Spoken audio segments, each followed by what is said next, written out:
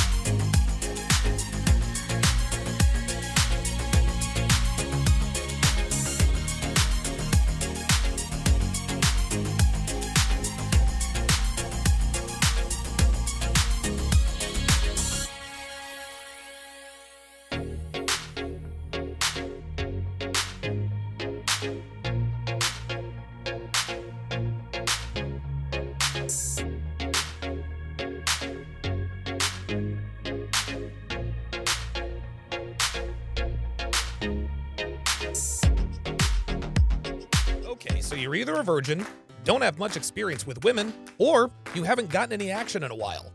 Come on, man, pick your head up. There you go. Listen, this is nothing to be ashamed of because we've all been there. And I totally get it if you've completely given up on dating, as modern women are all but impossible to deal with. But I know you want a relationship with a woman who loves, trusts, and respects you. We all do, whether we admit it or not. So before you decide to swear off dating forever, I strongly encourage you to get on the waiting list for the most unique, actionable dating and relationship course that has never, and I mean never, been done this way before. If ever you are going to give dating and relationships one last try, this is your best opportunity. Go to tsracademy.com/new and sign up to be notified the moment this life-changing course is released.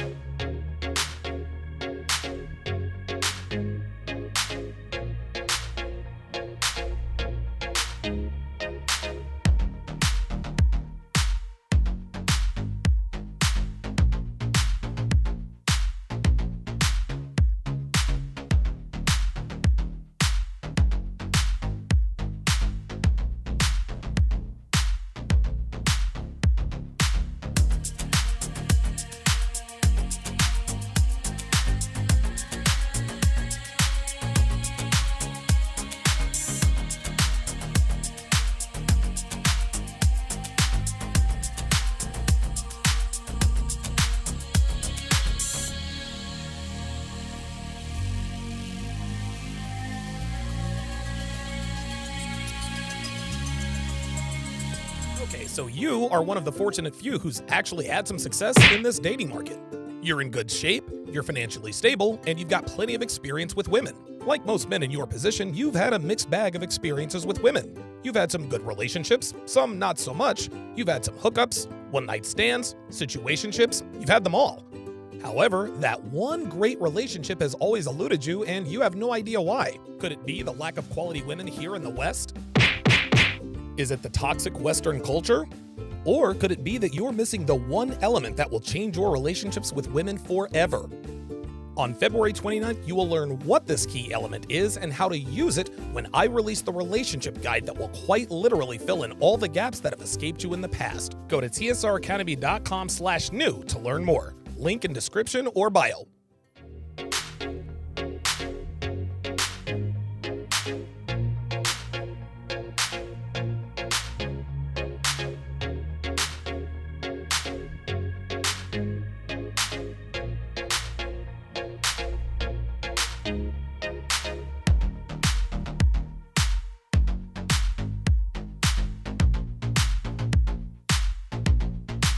Testing, 1, 2, 3. Let me know if you guys can hear me in the chat.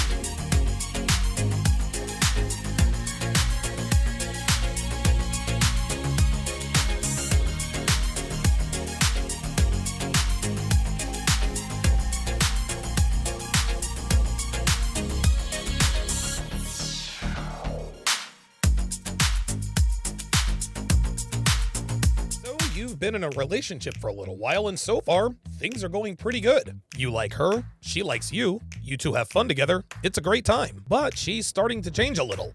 The bedroom fun has slowed down, she's not quite as responsive as she used to be, and she's paying more and more attention to her phone. Now, you don't want to dump her, but you don't want her to continue trending in this direction. So how do you get her back in line? Easy, by getting your hands on the cheat code of relationship guides when it drops on February 29th. And yes, this is a real cheat code. And when you learn what that cheat code is, it is going to change everything. I am not exaggerating. Go to tsracademy.com/new today to get on the waiting list. Link in description or bio.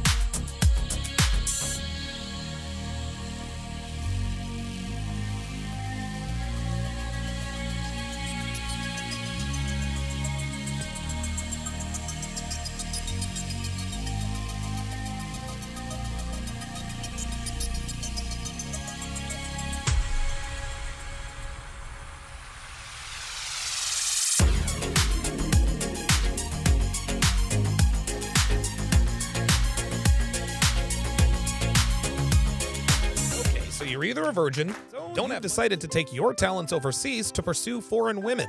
You've made peace with the sacrifices you'll have to make, you have the resources and a plan to live a great life abroad, you're ready to rock and roll. But did you know that there are some foreign women who are looking to take advantage of you? Yes, women like this are rare indeed, but their numbers are growing by the day because of America's influence on the rest of the world. On the other hand, there are many reasons men in this part of the world are leaving in droves to seek better options. Wait a minute, you missed one. There you go. But just because they're not American women doesn't mean that they all have the purest of intentions when dealing with you romantically. So before you use your passport to break free of the Matrix, get on the waiting list for the course that will make sure you don't become another target for the kinds of unscrupulous women who take advantage of expats. Link in description or bio.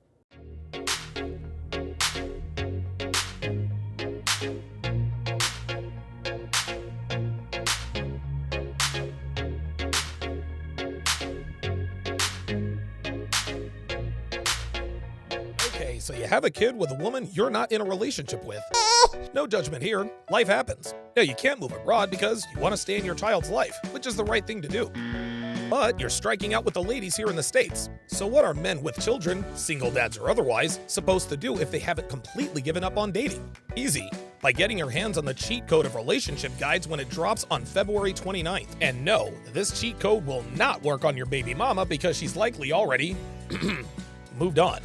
So forget about your baby mama and go to tsracademy.com/new, plug in your very best email, and you'll be notified the moment I reveal what this very real and very effective cheat code is. Link in description or bio.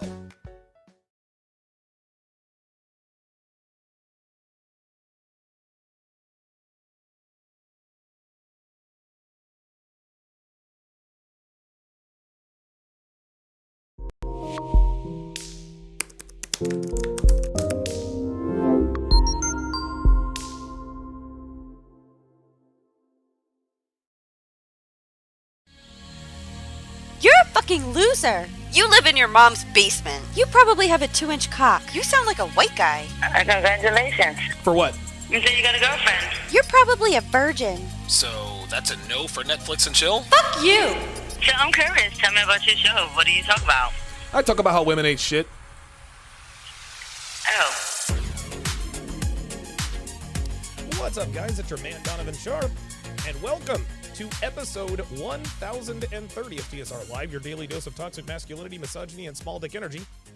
We are streaming live simultaneously to 10 different channels across 7 different platforms: Facebook, Twitter, YouTube, Twitch, Rumble, MGTOW.tv, and of course, in crystal clear 4K to Sharpe Stream, the one and only independent streaming platform built by the lovely and talented Devon for the TSR family. So however you're watching, wherever you're watching from, thank you for making the Sharpe Reality Live a part of your daily routine. It is Monday, January 1st of 2024. It is good to have you guys in today. Happy New Year. Happy New Year to everyone. Happy New Year, one and all. It was absolutely a 2023. 2023 was very interesting for many reasons, not the least of which is what happened between our friend of the show, quote unquote, friend of the show, Stephen Bonnell, aka Destiny. Of course, we will talk about that here very, very shortly, in short order. Let me just get some of the housekeeping out of the way first, and we will get right to what we are going to talk about. A change I'm going to make to the show, guys. I'm not going to spend a lot of time on other topics. I'm gonna, it'll be the 15-minute countdown. I'll make my announcements. We jump right into the subject. I'm going to ditch the police videos and this and that and the other. I'm going to start I'm going to start doing more and more live streams like this, starting at 3 o'clock p.m. Eastern Standard Time, Monday through Thursday. The reason why I'm not going to do it on Fridays because Friday, not many of you guys watch. But what I will be doing is on Tuesdays and Thursdays, I will be breaking down the very best fresh and fit clips and or videos. What I'd like to try to do, just so that you guys are aware, is on Tuesday, which is tomorrow, I'm going to break down the fresh and fit after hours from tonight. On Thursday, I'll break it down from Wednesday night. Monday, if it's good enough on Friday, I'll break it down on Monday, and so on and so forth. So that's going to be the new schedule here for the time being.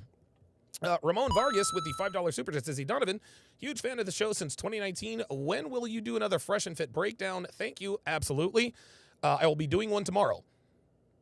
And Thursday. So stay tuned for that. Guys, make sure you follow me on social media. Follow me on Instagram at Donovan Sharpe TSR. On Facebook, just look for Donovan Sharpe, as well as X, formerly known as Twitter, at TSR Donovan. Also, give us a follow on TikTok. You can follow us there at Donovan Sharpe Live. Again, my TikTok guy changed the channel, and as far as I know, it's still there.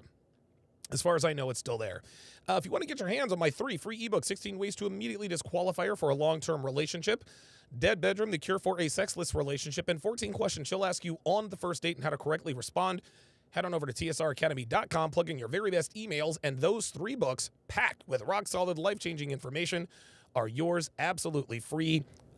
Just go to tsracademy.com. We are, as always, presented by Happy Hippo Herbals, home of the highest quality kratom on the planet, guys. I faithfully use this stuff since 2014. Helps me in a lot of ways. It elevates my mood, increases my productivity, and gives me a good, clean energy boost, and usually lasts for a few hours, depending upon the strain that I use. I've known the owner, Chris Diotis, for years. He's a stand-up guy, runs a rock-solid business, and has a great customer service department. They are there to answer any and all questions you have, and they make sure you get your kratom as quickly as possible. I have never had a bad experience with these guys. You guys know that I wouldn't endorse or recommend anything I haven't used personally for an extended period of time. So go to the link in the description and use the promo code HTR to get 15% off. Also, be sure to join our Discord page. We have a lot of fun over there. I make announcements. We shoot the breeze about the things that we discuss on these podcasts. So make sure that you sign up to be on our Discord, guys. Again, we have a fantastic time over there. Several ways to support the show. You can Super Chat, Cash App, or PayPal. And like I said, guys, every dollar matters, every dollar counts, and every dollar is appreciated. No Super Chat or donation is too large or too small. There we go. I'm going to have to, there we go. I have to adjust the mic so you guys can actually see my face. Ken Rose with the $5 Super Chat. Appreciate that, Ken Rose. Now, those of you who are watching for the first time, now, why does he get it done to Marco for a $5 Super Chat? Well, it's because he's Ken Rose, and he doesn't really say much. Usually just gives me an emoji. This dude donates in every way he can. Like, I wouldn't be surprised if he, DoorDash something to us. So shout out to Ken Rose for his continued support over the years. Mike Steele with the $50 Super Chat says, "May this Super Chat set the tone for the new year. Prosperity to all of my brothers and brothers."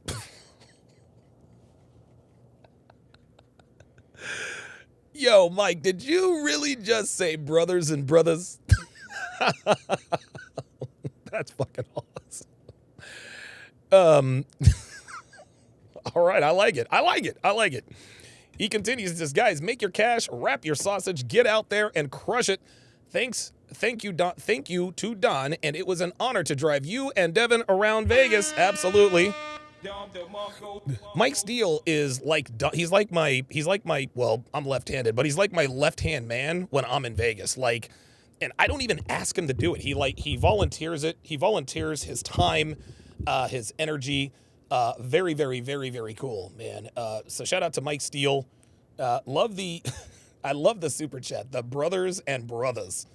Gee, I wonder what he could be talking about.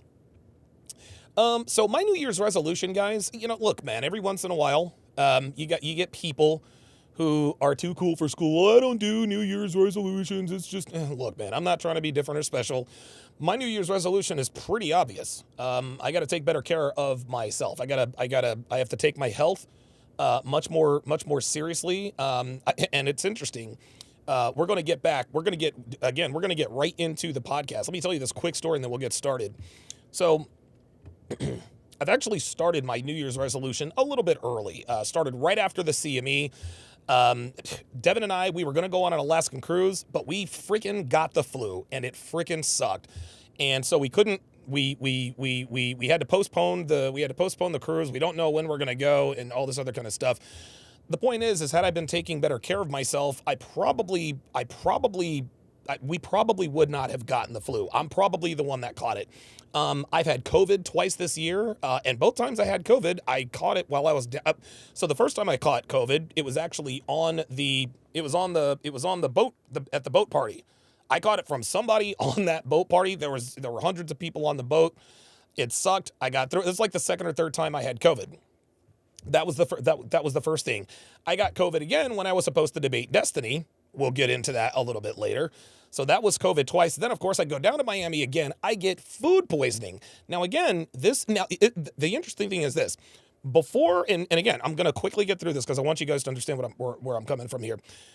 Between the Fresh and Fit and the Fresh and Fit After Hours that myself and Troy were on, you guys remember when I was down there for the CME, Troy and I, we did Fresh and Fit, then we did Fresh and Fit After Hours. Well, in between that time, myself, Myron, Fresh, and Troy, we went down to the spot in Brickell, right near their spot. Hold on. Computer, turn on the... Wait, hold on. Computer, turn on the on-air sign. Computer, turn on the on-air sign. There we go. Anyway, so we went to the spot that specializes in like these stir fry bowls, right? You can get like a chicken bowl, you can get a steak bowl, tuna bowl, very clean, very healthy. Well, myself and Myron, we both got the tuna bowl. It was like a healthy protein packed tuna bowl. Troy and I think Troy got the chicken, Fresh got the steak. Well, myself and Myron, we got sick. Myron got it a lot worse than I did because I only ate about a fourth of mine because I wasn't that hungry, but I was feeling nauseous and I had to get something on my stomach. And the reason I know it was food poisoning is because the next day, dude, I was hot, I was clammy, it was coming out of both ends. Myron texts me, he's like, yo, like, I am down bad, like, it's coming out of both ends, I'm shitting my brains out, I'm throwing up, I'm like, yo. So, me, him, Troy, and Fresh, we've got this text thread going on comparing our symptoms. It appears that Myron and I got the worst of it. But again, it just seemed that I was getting sick all the time. So right after I got home from Miami, and obviously we couldn't do the cruise, I decided to cut back. I decided to stop alcohol. I stopped alcohol for a month straight. Like the very next day, like I felt instantly better. I slept better. Clearer mind, et cetera, et cetera. Then, of course, I picked it up a little bit and, it didn't gradually get worse and worse and worse. But, November, December, you're doing Christmas and holidays and parties. There are a few cocktails, some wine, some liquor, whatever the case may be. Well, last night, of course, was New Year's Eve. And I hadn't drank in a little while. Maybe I had a cocktail or two here and there. But I got, I drank for New Year's Eve. I got I bought a few of the minis. And when I say a few, I mean 5. I bought 5 minis that were, what kind of liquor? It was some sort of cognac. It was a cheap cognac. Anyway, and it was just 5 little 50 milliliters. So I'm throwing them back over the night. I didn't drink them all at once. I wasn't drunk at all. I had a nice even buzz. Hey, Happy New Year. I'm 46 years old. I never make it to midnight anymore. I wake up this morning and I feel like absolute dog shit. So it appears that my body at this point just isn't tolerant of alcohol anymore. So I've got to take much better care of myself. Health is wealth, as they say. And look, guys, like the first time I had COVID, it almost killed me, man. It almost fucking killed me. Like legit almost fucking killed me. And that should have been a wake-up call for me to take care of myself. It wasn't. I continued to press the envelope.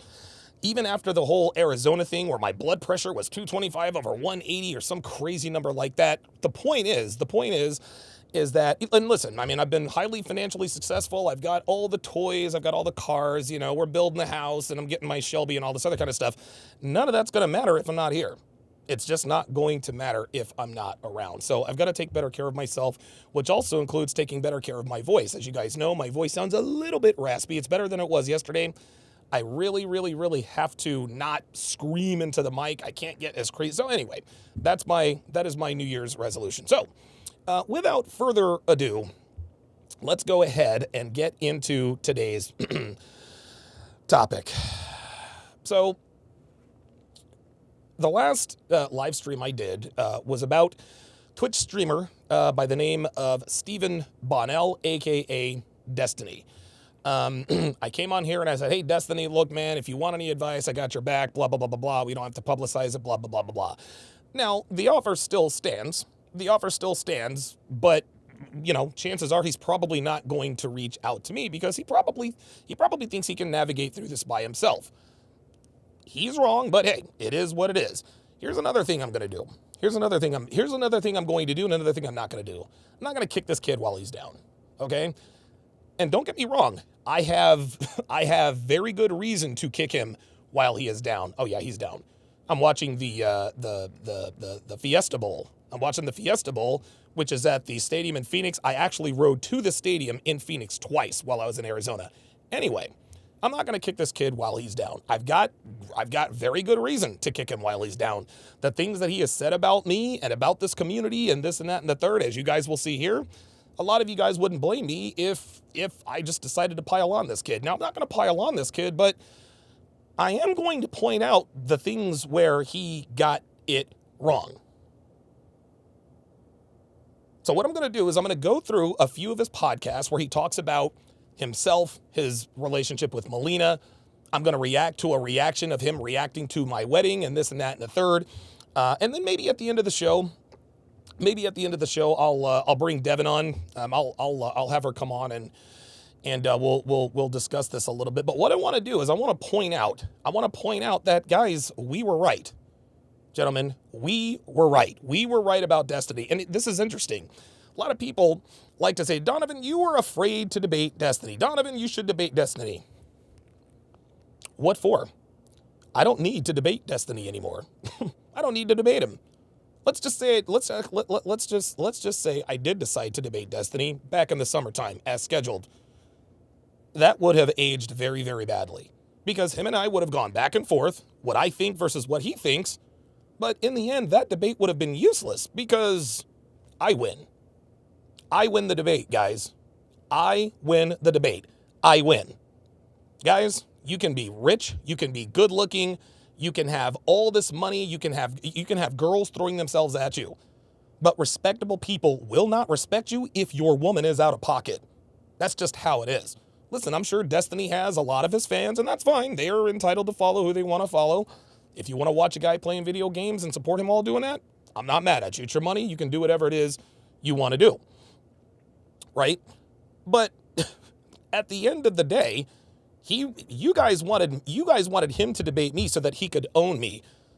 He's not owning anybody. My relationship is better than his relationship. My relationship was here before his, and it's now here after his relationship. All of the wisdom he thought he was going to crush me on, all of that is invalid. All of that is invalid. Melina is doing exactly what we told him she would do, live and in living color and in real time. I can't even believe that he's admitting to all of this stuff, right? So, yeah, Donovan was afraid to debate Destiny. No, never was afraid to debate Destiny, but there's no need for me to debate him now about what? You want me to debate him about video games? You want me to debate him about relationships? Who's going to take him seriously? Who is going to take his relationship advice seriously now? Guys, say whatever you want about me. You can say I'm a loser. You can say I'm this. You can say I'm that. Okay? The woman I have, she's not the prettiest. She's not the youngest. But you know what? And listen, our relationship isn't perfect. We've gone through some tough times ourselves. But one thing that she has never done, she's never embarrassed me. She has never disrespected me.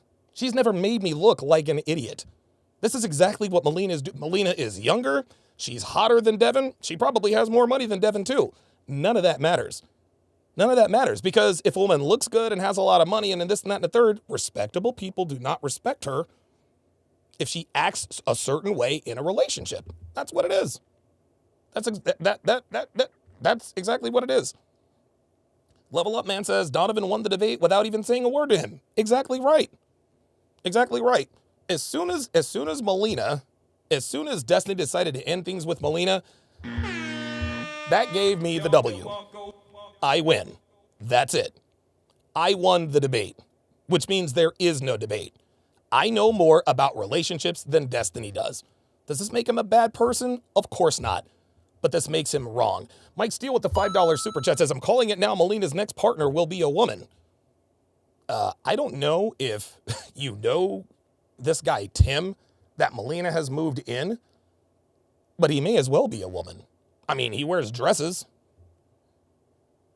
right? I don't know. You may have already, you may have already won. You may have already prognosticated that. So without further ado, what I'm going to do is I'm going to go through a few of the videos that he has made appearances on where he's talked about me, my relationship. I'm just going to quickly go through them, critique them. And then we are going to talk about, I'm going to react to the video where he discusses just what's going on between him and Molina. And I will point out, pardon me, and I will point out where he was clearly wrong and that I have won this debate. Without further ado, here we go. And I want to make sure I stay legal here. I want to make sure I'm staying legal here. So I'm going to put this fair use thing on the screen because you know how these people are. And again, guys, I'm not doing this to be mean-spirited. I'm doing this to say I told you so. Let's do it. Can I talk to you about relationships? Hang on a second. There we go. All right, sorry about that, guys. We already have, so. Yeah, I know, but more generally speaking, we didn't get a chance to talk about the red pill community. Oh, sure. Well, first of all, what is the red pill community, the Manosphere in general? I'd love to get both of your opinions on this. Sure. I know you're probably not as opinionated on that whole. What do you think I am? Dr. B, 84. Member for 45 months. Says 45 months of TSR Sheesh. Happy New Year, fam. Appreciate that very, very much. Dr. B, 84, a long-time fan. Almost 4 years. Thank you. Like, Depends. probably not as you, like, as much as you, but I do have opinions. And stuff. You do? Okay. I usually don't, like, speak out too much on it because I feel like there's, like, a language barrier. That's why I don't really do politics because this is my second language. Yeah. That's right. That's because so the reason why Molina doesn't do politics is the same reason why I don't do politics, because I'm a dumbass when it comes to politics. Why can't Molina just say, I don't do politics, politics. Blah, blah, sorry about that. I don't do politics because I just don't know about politics. No, I know it's my second language. You speak and understand English perfectly well. You can go on all these podcasts and talk about here you're a strong and independent woman because you smash both dudes and girls in these open debates and this and that and the other, but you can't talk about politics because it's your second language. Stop the cap. Right. You have to know the. Yeah, a little bit like that. You know yeah. how to use derogatory terms every other sentence. Yeah. So they understand you, right? Exactly. And As- I yes, don't know anything about that. King Life says Destiny's own viewers are telling you're not him, bro. What do you mean? He's not. Give me a little more information there. Appreciate it. but Steven also, and I you need talked like a about- good, like you need to be able to like speak really well for people to take you seriously. I think, and like that's the thing. Like if I don't have like the words and I don't have the like I can't pronounce things correctly, Yeah. then An people are not ESL gonna say. person searching for words looks stupid, Yeah. essentially. That's how people view it, Yeah. yeah. Tell me about it. I have And I'm a a god, too. podcast that a bunch of people listen to, and I mumble, and Wait, what's your first language? Russian. Oh, okay. But I speak. Wow, he both speaks it languages very well. fluently. I'm just not. I'm not like. There's definitely a big disconnect between my brain and my mouth module. Like, I'm not able to generate the thoughts efficiently. Yeah, Mike Steele says, I don't talk about X because I'll lose the debate. Yeah, I mean, it is what it is. Oh, King Life says his own viewers said that he's coping. Well, yeah, clearly he's coping, and we'll get into that later. Thank you, appreciate that. Like the things you're able to do, like like speak like that, I'm not. It's very, very tough. Yeah, that's called filibustering there, buddy. Destiny is very good at filibustering. Plus, there's a huge amount of anxiety and social interaction that I have, which makes speaking even harder. Gotcha. Yeah, it's tough. I understand it. Gotcha. I can. That's funny. So whoever this interviewer is, kind of just, yeah, I understand why you don't debate politics, Molina. Yeah, I've got a language barrier too. All right, whatever. Yeah, the gotcha is both a symbol of compassion and derision at once. I'm just letting you know I understand what you say. I'm Yeah. just going to sit there and stare at you and say, Confirm. No, you can Echo. just say like, yeah, I get it. Like, Yeah, I get yeah, it. I like, get it. Yeah, Gotcha. yeah, I no, get it. no, Got you. I got gotcha you. sounds Gotcha. no. So now Molina is, and again, this is all in good fun, right? This is all in good fun, but guys, this is the dynamic of the relationship. Now Molina's trying to tell Destiny how to say certain things. Look, if he wants to say gotcha, then let him say gotcha. Oh, it's so short. It's I like got you. Gotcha. Say a longer sentence, but that means the same thing. I understand you. Yeah, good. That's good. That's like Okay. not chills. Okay. You know, you get chills, so Yeah. you understand me. Yeah, it feels good. Do you guys see what just happened there? You've got a woman who's in a relationship with a man who is quite literally telling him how to speak, what to speak, and the cadence with he should speak. She doesn't respect this guy. Melina likes look, Melina loves Destiny. She loves him like a brother, but she does not respect him. Melina's like a pet, right? Like, you can absolutely have a dog who loves you to the moon and back unconditionally, but just because your dog loves you does not mean he respects you. And if someone loves you but doesn't respect you, that's not the kind of love that you need. It's definitely not the kind of love that you want. The way Molina loves Destiny is not the way Destiny wants or needs to be loved. And the reason I know this is because we're both men. Yeah, I hear you. I hear you. And like, if you just like hold the other person's hand, that's even better. Okay, you gotta put in some emotion there, okay? Yeah, my Show that God. you have some. I understand. All right, what do you think? Here we go. All right. Gotcha. What do you think about red pill? What is it, first of all, for people who don't know?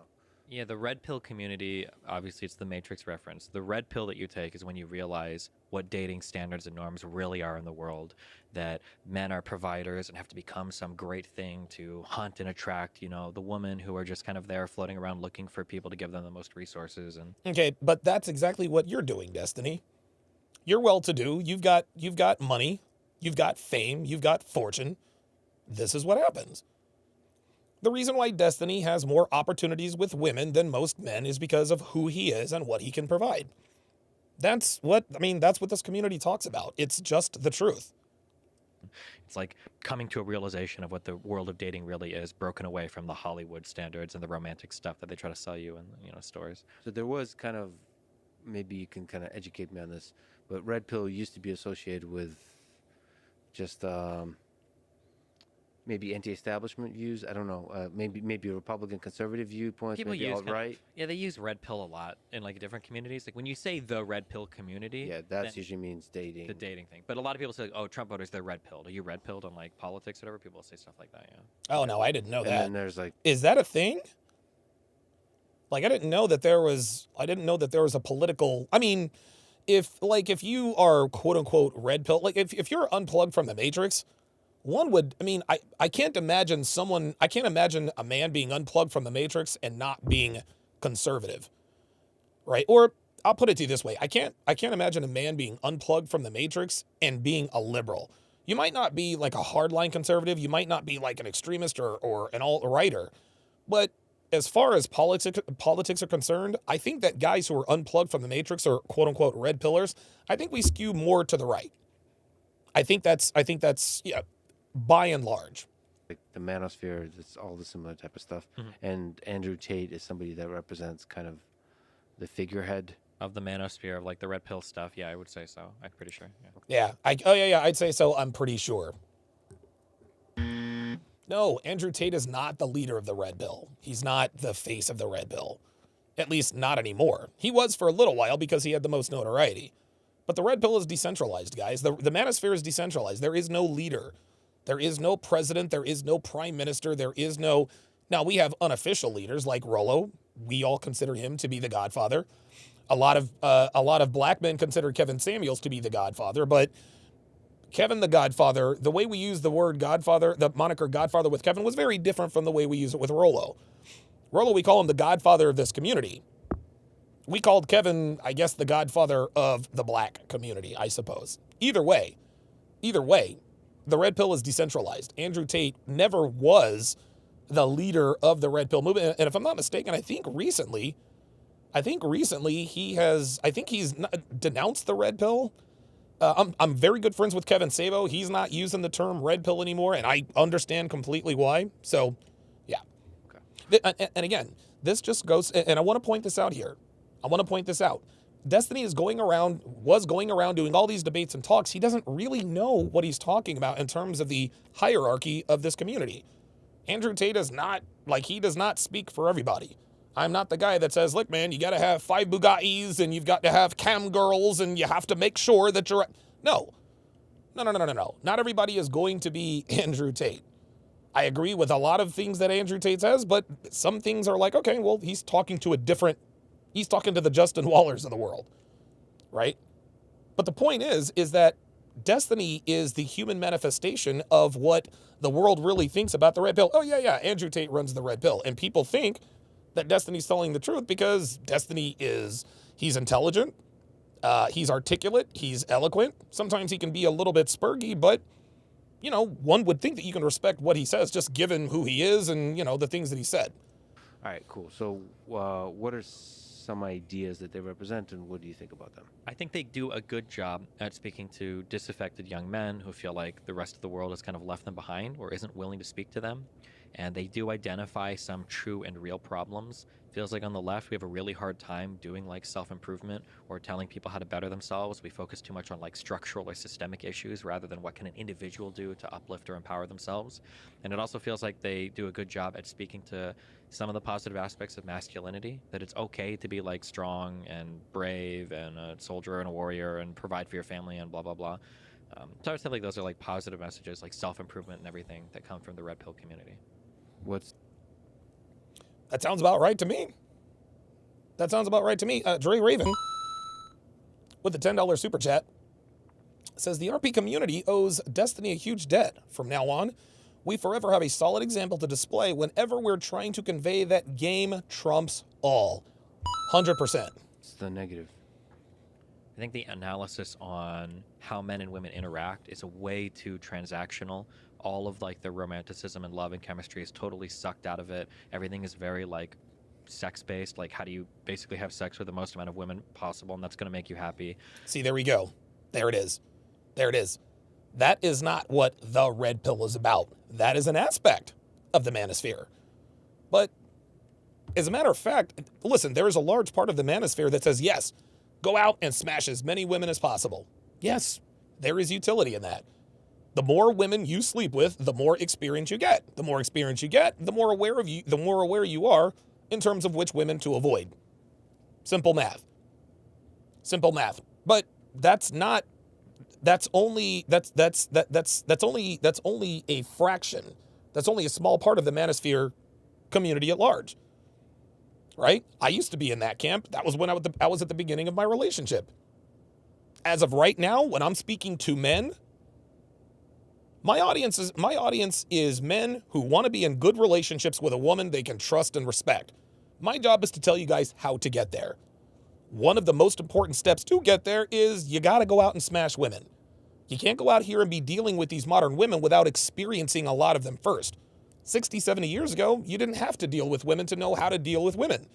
All you had to be was polite, in decent shape, have a good job, be respectful, get through school. You got dad's blessing. And the reason why you got dad's blessing is because your father showed you exactly how to deal with the kinds of women that you're going to deal with your mother. That's not the case anymore. Or at least it is the case. Actually, it is the case. It's just the opposite. We're seeing men failing with women. But for whatever reason, men still aren't, even though we're watching men fail with women all the time with the faulty tools, the old advice, we still continue to make the same mistakes with women. That's what this community is here for. I teach men how to have good relationships with women. It's not just buying a book or a course. You have to actually go out and take action. And then I think people's motivations sometimes are just spoken about in such a shallow, derogatory way that I don't think is always reflective of reality. Like, a woman only wants you because you make six figures and you're tall, and a guy only wants you because he wants to have sex with you, and blah. There we go. See? That's right. See, Destiny, again, she only wants to be with you because you're making six figures. Destiny, if you were some nobody Twitch streamer, you wouldn't have gotten Molina. And that's not an attack. That's not an attack on his character or his. No, this is just how women are. No one is like, I don't vilify women for their preferences. If a woman wants a tall, rich, ripped guy, who am I to tell her what she should or shouldn't want? But the fact of the matter is, Destiny, this is what women want. And it's not something they can decide to do. It's in their biological makeup. And yes, the reason why most men talk to women is because we want to have sex with them. No, sex isn't the only factor, but it is the first factor.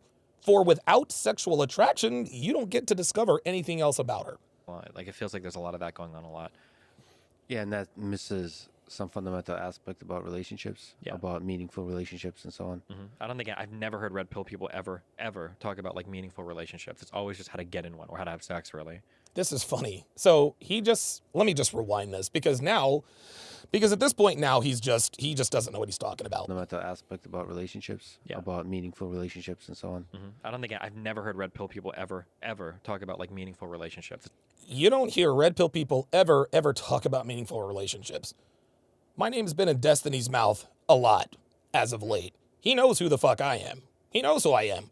But he's going to sit in front of this dude and say that I've never, ever heard a red pillar talk about a meaningful relationships, just how to get in them.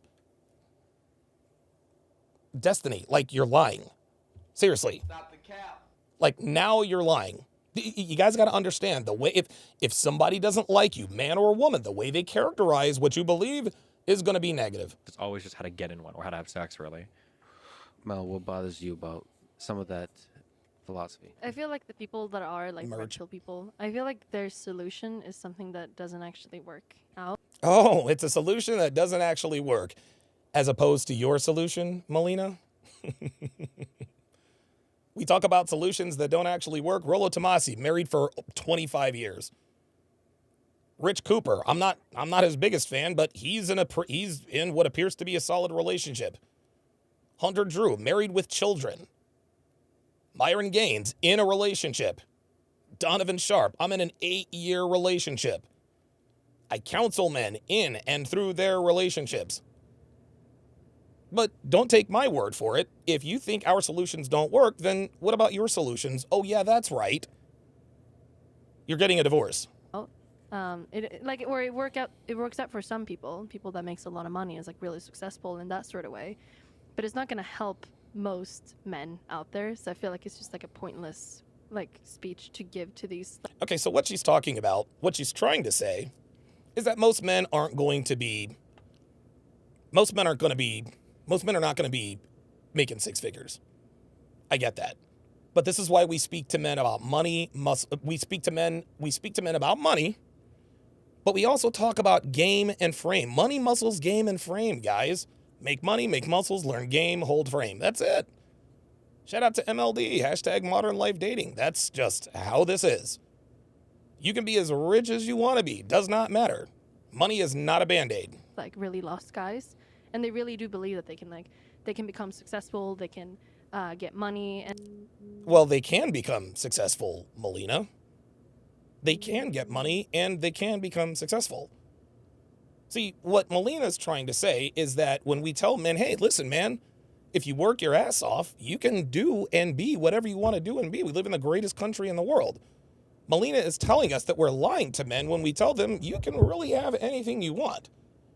You can be successful. Do you guys see how women characterize what we talk about?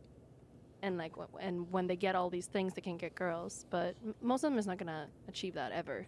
Yeah, To get the money part of No. Actually, it does achieve that, Molina.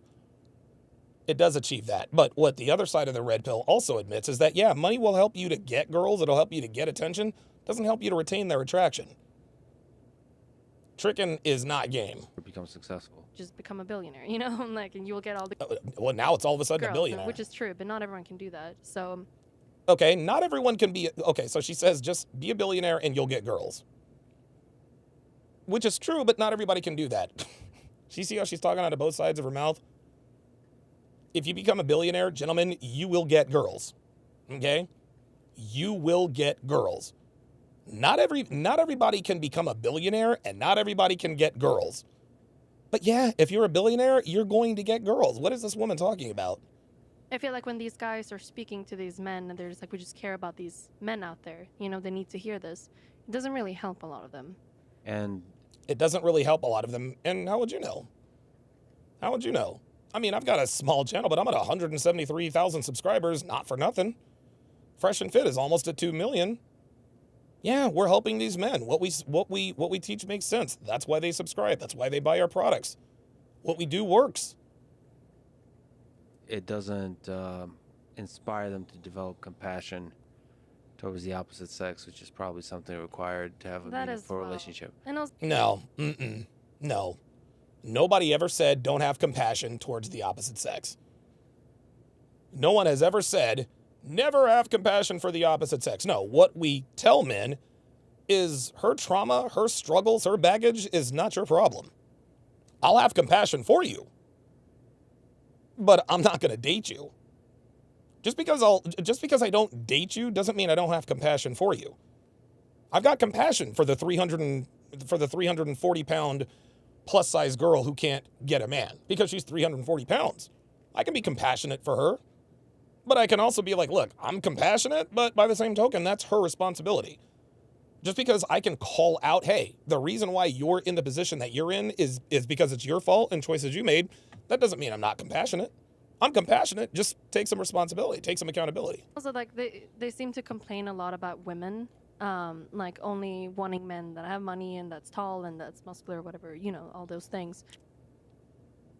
Well, that's because that's true.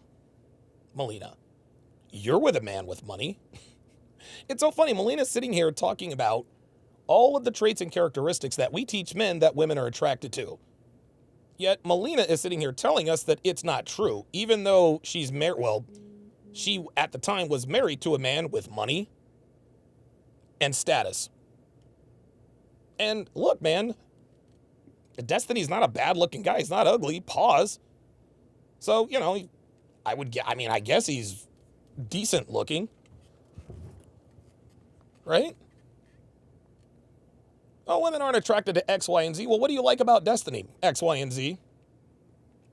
But they complain about that, but that's like also kind of what they're trying to make the men try to do for themselves. It's not, well, no, that's not complaining. We are simply pointing out, hey, women want guys with money. They want guys who are in shape. Let's see, money, muscles. They want guys who understand how to handle women, and they want guys who don't let them walk all over them. Money, muscles, game, frame, Molina. We're not complaining. It's not fair that women want guys who are financially stable, who are in shape, who understand how to handle women. There's nothing wrong with that. Nobody's complaining about that. What we talk about are women's unrealistic standards. That's what we talk about. So they kind of like fall into the same sort of behavior, and it seems like they're kind of unaware of that as well. That makes no sense. They're just playing a part of the game instead of trying to find a woman that doesn't look for those things and that are looking for not those things. Yeah. I actually would love to have like straight up data on Oh boy, here we go. people in that world versus not in that world, how often they get laid.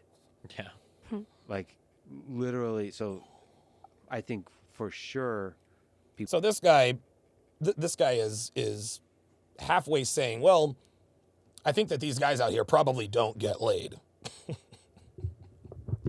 So now so at this point now he's sort of kowtowing to these two. Got it. people in that world have fewer meaningful long-term relationships that are fulfilling, that actually help them succeed in life. Yeah, we do have fewer long-term relationships. You want to know why, Mr. Moderator? Because you only need one. Yes. Look, I've had a hell of a lot. I've had a hell of a lot more one-night stands and hookups, et cetera, et cetera, et cetera, et cetera, than I've had long-term meaningful relationships. That's just a matter of numbers. That help them be happy and content and all that kind of stuff. But just even the straight up, the shallow goal of getting laid, I wonder. Because it's very possible that like just the roughness with which they treat intellectually women, that might lead to lower success, not higher success. No, actually, it leads to higher success. And this is a man who clearly doesn't understand that the way you handle women today is not the same as you handle them in yesteryear. You couldn't run the type of game. You couldn't run 2023 game on women in 1923. They'd look at you like you were crazy. The hell are you talking about? Right? But that's not the case anymore. Modern women, unfortunately for this guy does not understand that modern women, they respect men who don't respect them more than men who actually do. Dude, we see the memes all the time, posted by women. I was out on a date with this good-natured, respectable gentleman. Time to friend zone him. Then you'll see other memes. Oh my God, he treated me like crap and blah, blah, blah, blah, blah, and he cheated on me. Why do I want to have his babies? Sean Morris on the YouTube side says, if you're with the same woman for a decade or more, of course you're going to have fewer relationships. Is this guy serious right now?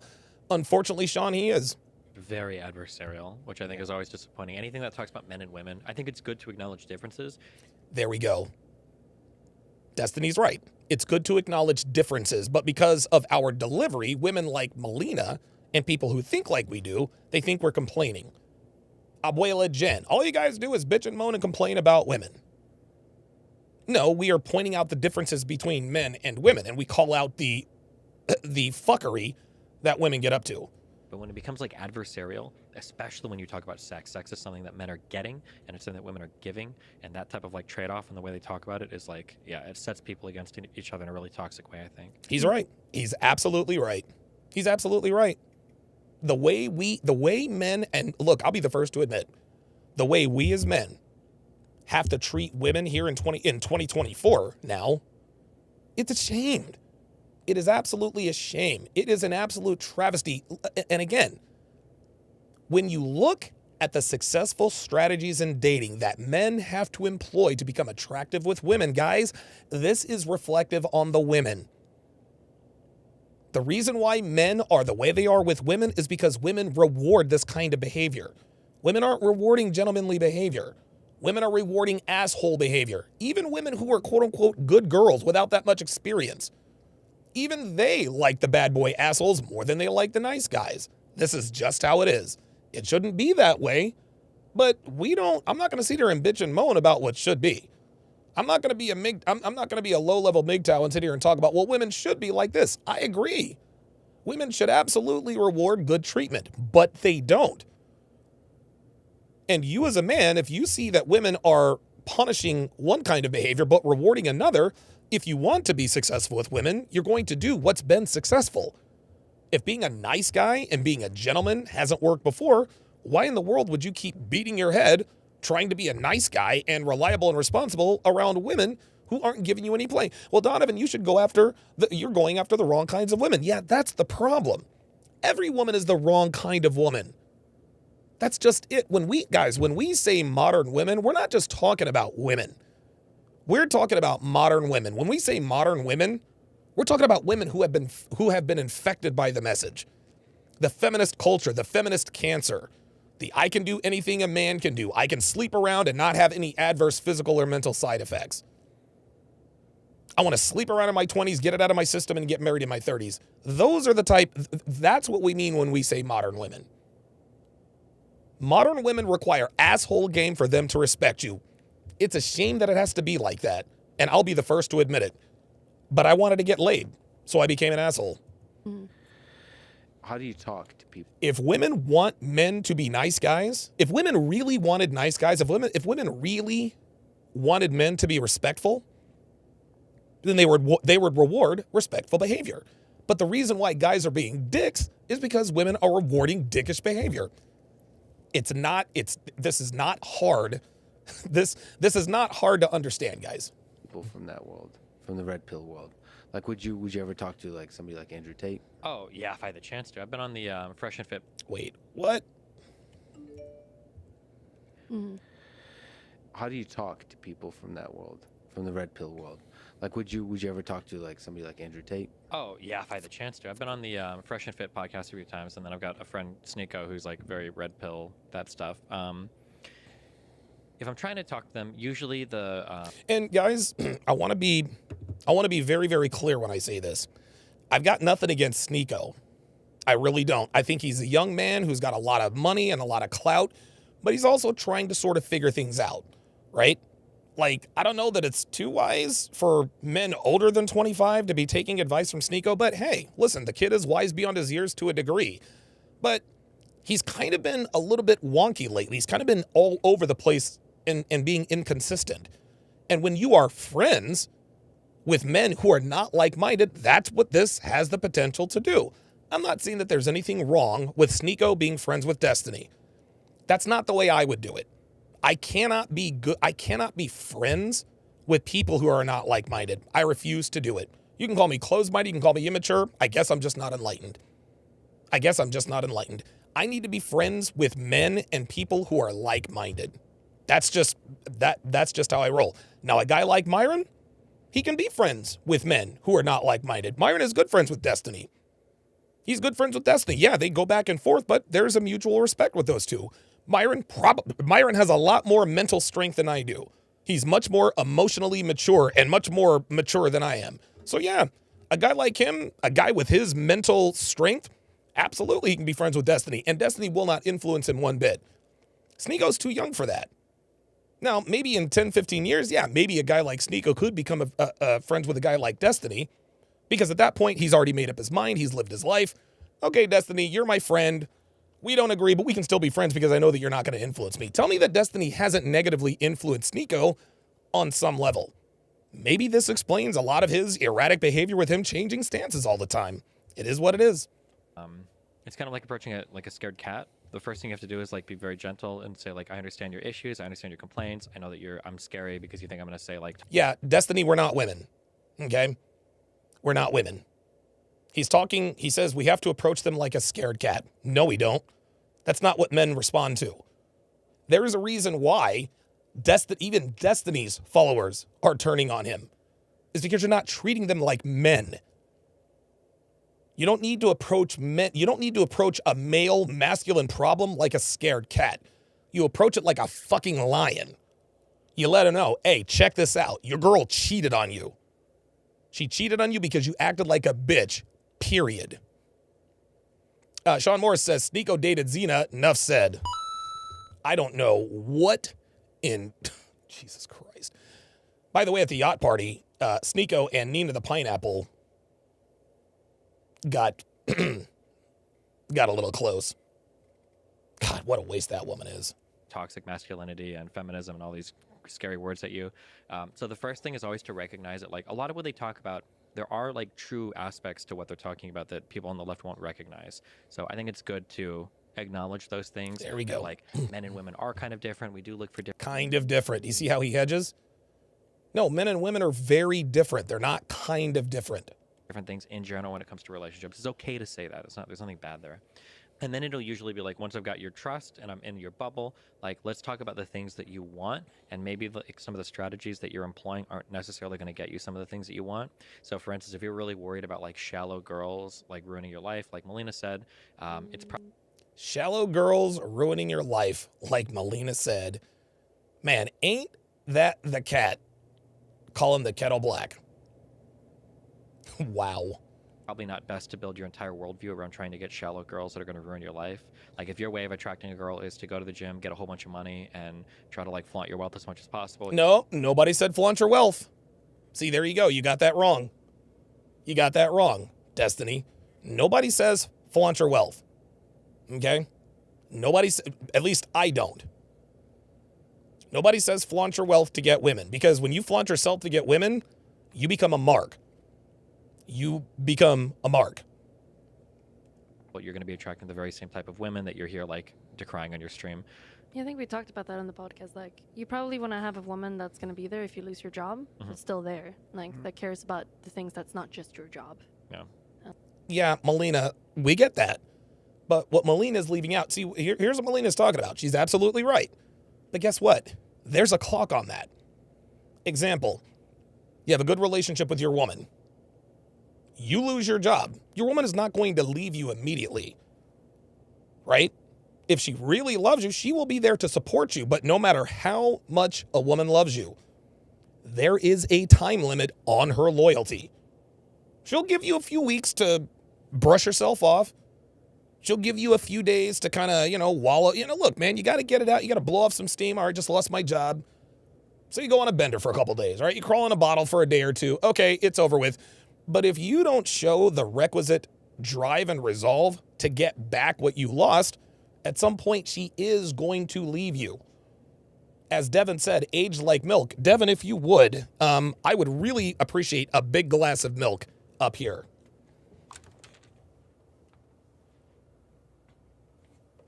I would really, really appreciate a big glass of milk if you Please. T-Law, welcome to Chat Privileges. I tell you what, T-Law, I think you've been a member several different times. I appreciate the support, man. It's more stable. And also, I don't help you become a great man or a great, like, grow. Like, I feel like a great friendship and a partnership. Yeah, that's where he's wrong. That's where he's wrong. Your woman is not your friend. Your woman is not your partner. Your woman is your woman. She is your subordinate. You are her superior. You cannot be friends with someone who is your superior. If you are, then lines get blurred. You cannot be friends with your woman, guys. The friendship dynamic is toxic to a relationship. If you are friends with a woman, there are certain elements of friendship that does not allow you to do and say what needs to be said and done. That's period. I'm not friends with Devon. That doesn't mean we don't enjoy spending time together. That doesn't mean we're not friendly towards one another. But we're not best friends, man. I have a best friend. It's not Devon. Oh, thank you. Oh, thank you. Appreciate it. All right, thank you. Was that Dexter? Oh, God. I have major heartburn. Like, it helps you make you a better person. Some of the most successful people I know, I mean, they have families, and there's clearly a dynamic there that's like, that makes them, they wouldn't be that without. They're not an island, Yeah, and Yeah. No, the man makes the woman. The woman doesn't make the man. We always say, man made the money. Money never made the man. Guess what? The same applies here. Man makes the woman, but the woman doesn't make the man. Because if the woman makes the man, you do not have a man. What this guy doesn't understand is that these successful relationships, the man is in charge, the woman follows. Just because they are friendly to each other does not mean that they're friends. I'm friendly with a lot of people I'm not friends with, my woman included. So these successful relationships that he's privy to, I'm glad they're successful. But this dude doesn't understand why they're successful. He's assuming that they're successful because of the reasons that these two are telling them. kids actually are a big part of that too. Like, for most people, if you're like a good parent, they make you step up somehow in life. You have to take responsibility for getting your shit together and excelling There you in go. ways that I guess the philosophy of the red pill does not quite get to. That's Oh, wait. What did this dude just say? You have to take responsibility for getting your shit together and excelling in ways that I guess the philosophy of the red pill does not quite get to. This gentleman, what you just heard this man say, is the reason why people misunderstand this community. This man just sat here and said that personal improvement and personal accountability, that's not really something we talk about. That is literally all we talk about, both men and women alike. As a matter of fact, Destiny, who's been on the Fresh and Fit show plenty of times, should come out and say, well, listen, they do that to a degree. Let's see if he does. That's always an interesting. I think I've asked that a couple times where it's like, would you let your daughter date Andrew Tate? Abso-freaking-lutely. Abso-freaking-lutely. You kidding me? You kidding me? The closest thing I have to a daughter. The closest thing I have. Come on, man. Fucking hell. Oh, never mind. All right, sorry about that. The closest thing I have to a daughter is Devon's niece, Olivia. Right? Dude, I love that little girl more than, well, hell, she's not little anymore. I still see her as a little girl. But absolutely, I would absolutely let her date Andrew Tate. Absolutely. I'd let her date, dude, I would, she can date whoever she wants.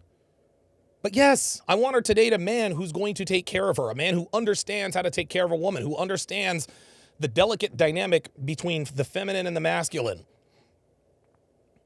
Jay Blaze says, Andrew is a religious man who can provide for a woman. Exactly.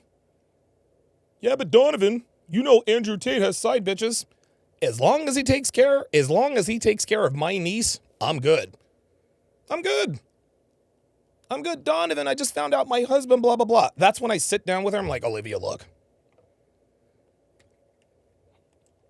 and it's always funny to watch them kind of like squirm around those answers sometimes. Yeah. But see, if they don't, Isn't it funny? Watch them scrum around those answers. No, Destiny, we don't, like, we attack those head on, friend. We talk about this stuff all the time. have a daughter, like I don't. Mike Steele says, I know that no harm would come to my daughter with Tate looking after her. Absolutely. Dude, I would love it if Olivia dated a dude like Myron, Justin Waller. Dude, Rollo, Rollo's married, so I don't want to disrespect him. But if Rollo were single, wouldn't have a problem with that. Yeah. I would have no problem with that. Now, would I want her to date a dude like me? Nope. Hell no. Hell no. Hell no. No. I would never want Olivia to date a guy like me. Maybe with my mindset, but I'm too much of a maniac. Like, seriously, I'm too fucking crazy. I don't have a daughter. I think your whole philosophy changes once you have a daughter. Sure. Like No, it doesn't. Absolutely not. And there we go. There we go. This is where these guys are wrong. Your philosophy doesn't change. If you really do understand the dynamics between men and women, your philosophy doesn't change once you have a daughter. If anything, it really reaffirms your belief system. Right? I mean, honestly, think about it. Think about it this way, guys. Think about it this way. As men who are red pill aware, as Michigan and Alabama are warming up here at the Rose Bowl, beautiful, beautiful setting there in Southern California. But think about it this way, guys. Think about it this way. In this day and age, in terms of you being able to, I don't want to say guarantee success, but if I had a son, I would be much more concerned about his future than if I had a daughter, right? Because listen, I know my daughter's going to be all right. There's always going to be someone. There's always going to be someone out there for her. And I will absolutely positively make sure she picks the right person. With my son, I can't guarantee that, right? Honestly, with the women here, I would feel much better. Honestly, it's funny he says that. Well, he says, well, your philosophy changes once you have a daughter. No, once you have a daughter, it reaffirms it. Rollo Tomasi has a daughter. He's the godfather of the Manosphere. He's the godfather of the Manosphere. He's got a daughter. He's the godfather. So yeah, nice try there. Well, but even at that, like they know that what they're answering, they feel a little bit weird about it. It's funny to watch them. Like they know it's like, fuck. You know. Well, they might say like, I want my daughter to date like a high value male, to the degree that he's a high value male. Why wouldn't you? Why wouldn't you want your daughter to date a high value male? Yes, but like I don't think you'll feel that way. The definition of high value changes completely. For sure. No, it doesn't. No. You want your daughter to date a high-value male before and after she gets here. What's this dude talking about? King Life says, the guy interviewing Destiny doesn't do any real research on anything he talks about. Oh, I didn't realize that. Yeah. Yeah, he's just talking to talk. This is ridiculous. Certainly the stereotypical measures of value contribute to the calculation, but it's so much more than that, I think. Nope, actually, it's not. It's not. Women are not complicated. Relationships are not complicated. Relationships are actually quite simple. There are complicated elements that can come about if you don't do it right, but things are pretty goddamn simple. Nice try, though. The chemistry of the whole thing is bigger. Very good. So we are going to, I'm going to take a short break. I'm going to take a short break here. Pardon me. And when we come back, I'm going to react to a video that Destiny did with Abba. Don't go anywhere, guys. We're back in a flash. Oh, wait a minute. Okay, so you have a kid with a woman you're not in a relationship with. No judgment here. Life happens. Yeah, you can't move abroad because you want to stay in your child's life, which is the right thing to do. But you're striking out with the ladies here in the States. So what are men with children, single dads or otherwise, supposed to do if they haven't completely given up on dating? Easy. By getting your hands on the cheat code of relationship guides when it drops on February 29th. And no, this cheat code will not work on your baby mama because she's likely already moved on. So forget about your baby mama. and go to tsracademy.com/new, plug in your very best email, and you'll be notified the moment I reveal what this very real and very effective cheat code is. Link in description or bio. So you've been in a relationship for a little while, and so far, things are going pretty good. You like her, she likes you, you two have fun together, it's a great time. But she's starting to change a little. The bedroom fun has slowed down, she's not quite as responsive as she used to be, and she's paying more and more attention to her phone. Now, you don't want to dump her, but you don't want her to continue trending in this direction. So how do you get her back in line? Easy, by getting your hands on the cheat code of relationship guides when it drops on February 29th. And yes, this is a real cheat code. And when you learn what that cheat code is, it is going to change everything. I am not exaggerating. Go to tsracademy.com/new today to get on the waiting list. Link in description or... Welcome back to the 1030th episode of TSR Live. I was supposed to have introductory music, but hey, we do it live. We do it live. Guys, again, be sure to follow me on social media at Donovan Sharpe TSR on Instagram. Just look for Donovan Sharpe on Facebook. Somehow, we're still on Twitter. Just go to at Donovan Sharpe Live. And follow me on X, formerly known as Twitter, at TSR Donovan. Thank you guys very, very much. Apollo on the Rumble side says, who you got in the college football playoffs? I've got Michigan winning today, and then I have Washington also winning today. I've got Washington versus Michigan. I think UW is going to win it all. I think Michael Penix Jr. is the best quarterback in college football. They've got that three-headed monster at receiver. All three guys are either first or second round NFL prospects. You got Michael Penix Jr., the trigger man doing the quiver. I think the reason I like Michael Penix Jr., I'll just admit, number one, he's got a pretty cool name. Like Michael Penix Jr. That's just a pretty cool name. Second reason I like him is because he's black. He's African-American, and he's black. The third reason I like him is because he's left-handed. I'm black. I'm left-handed. You know, those are things we have in common. And between us, we have... I was going to do this. And so Michael Penix Jr. and I have a combined two Big 12 championship MVPs between us. The Level Up Man says, I don't care who wins it all as long as it's Bama. Apollo says, I want Washington to win it all. I want Washington to win it all, too, because of Penix. I want Washington to win it all because of Penix. And I'm going to tell you what, man. I'm going to tell you what. One thing I really enjoy, low-key, about the Heisman Trophy ceremony is when I see black fathers supporting their sons, man. Like, it gives me, like, I got goosebumps watching Coco Gauff win her first major, the U.S. Open.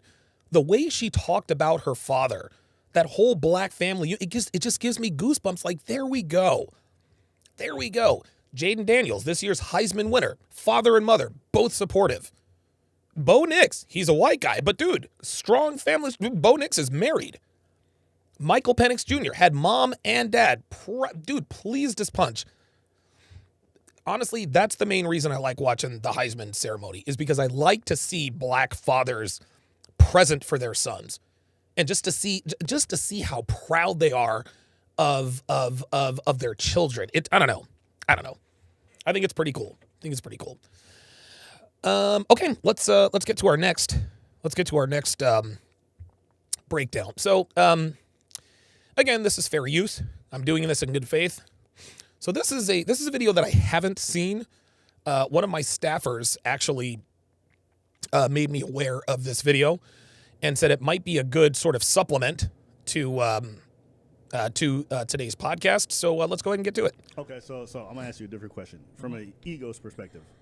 Do you get bothered when your detractors are discussing it with this, like, I told you so, and this and that, and all this other stuff?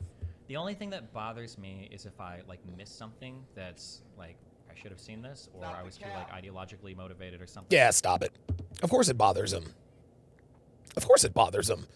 It would bother me, right? It would bother me. Yeah, King Life says Abba was hiding from Myron. Yeah, I've got the proof of that. We're going to do a segment on that at some point. But yeah, I don't know, man. It really just appears that Destiny is just, it's almost like he doesn't want people to know that this is hurting him. Like, Destiny, you love this woman, and she now is asking for a divorce because she's smashing somebody else. I don't care what kind of relationship you have. You've got to be hurt. You have to be. That doesn't make you bad or weak. It makes you fucking human. If Devon were to pull on me what Melina pulled on him, I'd be hurt too. And yes, I'd be bothered if my detractors came around and said, yes, Donovan, I told you so. Yeah, I'd be bothered. I'm not going to sit here and lie and say that I wouldn't be. Like, if there's stuff that I had the information to see beforehand and I didn't, then I'm like, and I'll update my... But Destiny, you did have the information to see beforehand. How many times you been on Fresh and Fit? Huh? How many videos have you watched about us talking about your relationship and why it's going to fail? You didn't watch your wife on that valuetainment with Fresh and Fit Live? You didn't watch that? Come on, man. I'm gonna speed this up. My models accordingly. So, for instance, one thing that I learned last year, it was a really hard thing for me to learn.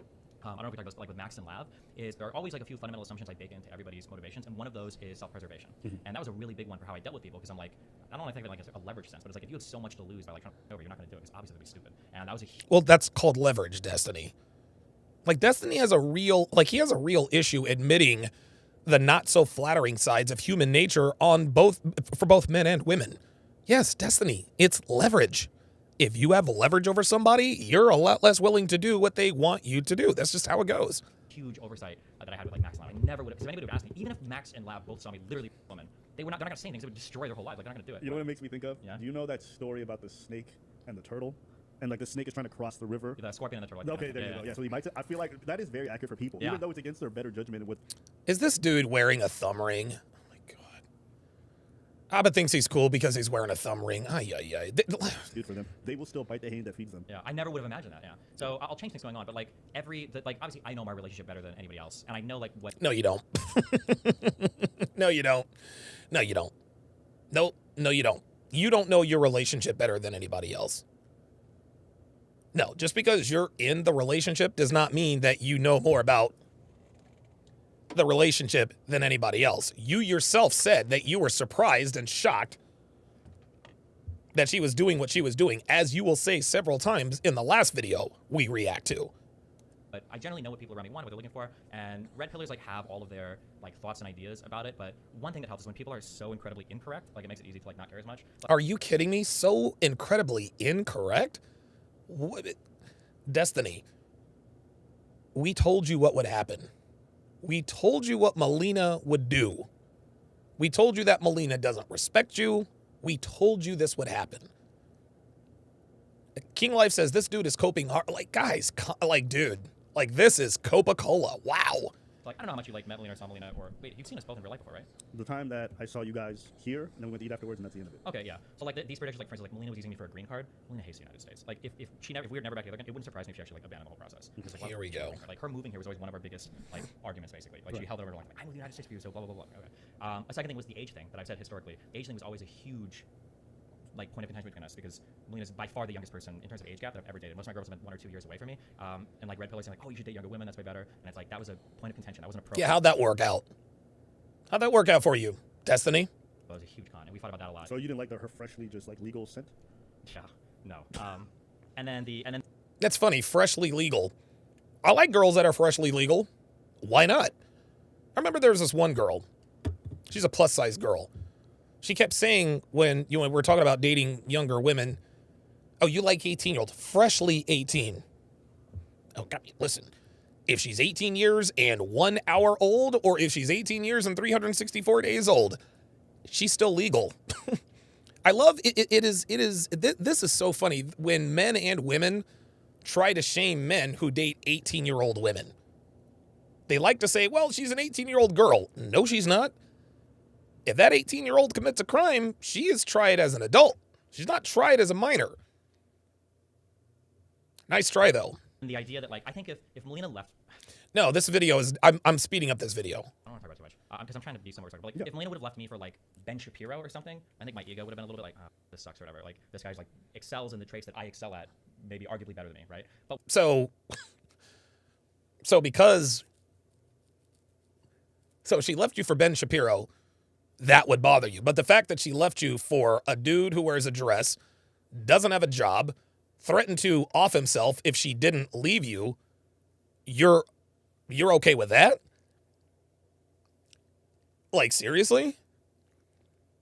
If Devon left me for someone like, I don't know, Justin Waller, that would suck, but I'd understand. Dude, Justin's taller than me. He's in better shape than me. He looks better than I do. Pause. He's got a lot more money than I do. I mean, I'm not going to say that it wouldn't hurt, but that's not a blow to my ego because she upgraded, clearly. But if she were to leave me for someone like, say, O'Shea, that would really fuck with your boy. If she were to leave me for someone like Obsidian, that would really fuck with your boy. If she left me for Andrew Tate, it would suck, but it wouldn't really be a blow to my ego. If she left me for someone like Myron, again, it would suck, not really a blow to my ego. But if she left me for someone like Destiny, oh, dude, I'm going back to the drawing board. What Destiny is trying to do here is he's trying to make everybody think that this doesn't hurt him. This doesn't bother him. Destiny, it's okay that this bothers you. It's okay that this hurts you. You loved this woman. You have time and energy and emotion invested in this woman.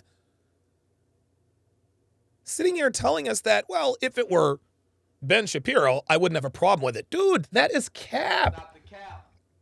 That is cap. The fact that she left you for someone who is not even in your class, that is what's really fucking with you. Stop it. But when it's somebody that is like in a totally different world in terms of like things that they offer, things that they do, and I was like, all right, that makes sense. Like there are people gravitate towards different things. So like almost every red pill prediction about like my relationship or how it would end or things going on was like completely and totally off. And you can see the way they try to like twist it to make it work. We're not twisting anything. We're not twisting anything, Destiny. Nothing that is happening, nothing that we are characterizing that's happening is a reach. Your woman left you for a guy she was having sex with, and now she's demanding $100,000 as a payoff. Not really much left to the imagination or interpretation. That's like, guys, this is incredible. He is really coping here. So like it doesn't bother me that much. I don't Yeah, care. Other than basically- something about using you to get their platform up. Yeah, like even that doesn't because like Oh, God. Guys, this is why game is necessary. This is why you have to understand how to handle women. This man is in denial. Nobody knew who Melina Goranson was before she got with Destiny. Nobody knew who she was. Everything that Melina has right now, financially, is because of Destiny. Come on, man.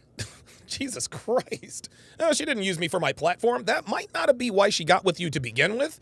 But trust and believe, when the opportunity presented itself, she didn't say no, did she?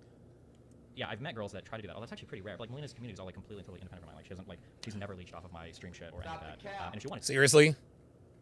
dude, she probably could.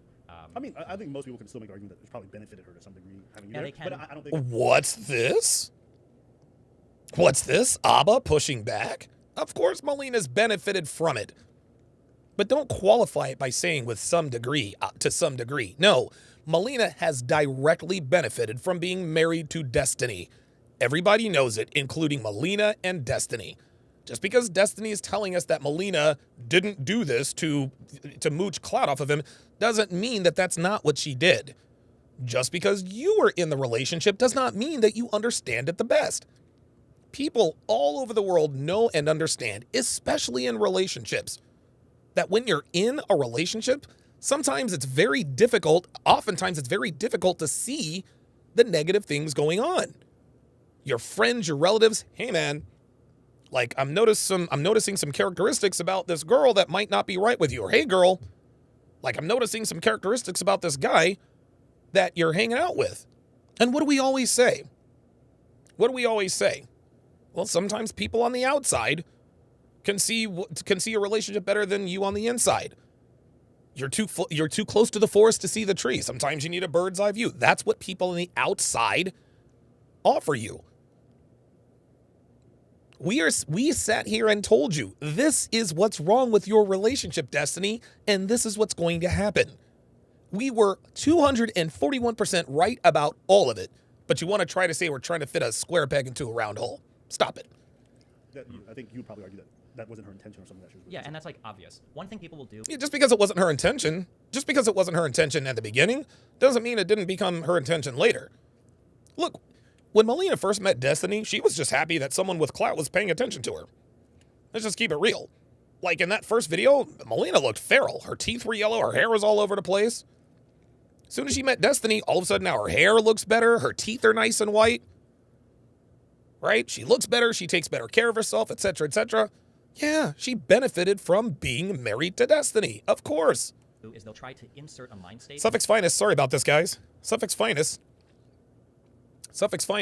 on the Rumble side says Destiny fails big time. Everything that Don, Rollo, and Fresh and Fit said would happen did, and the Red Pillars are so wrong, they predicted this almost 100%. Absolutely.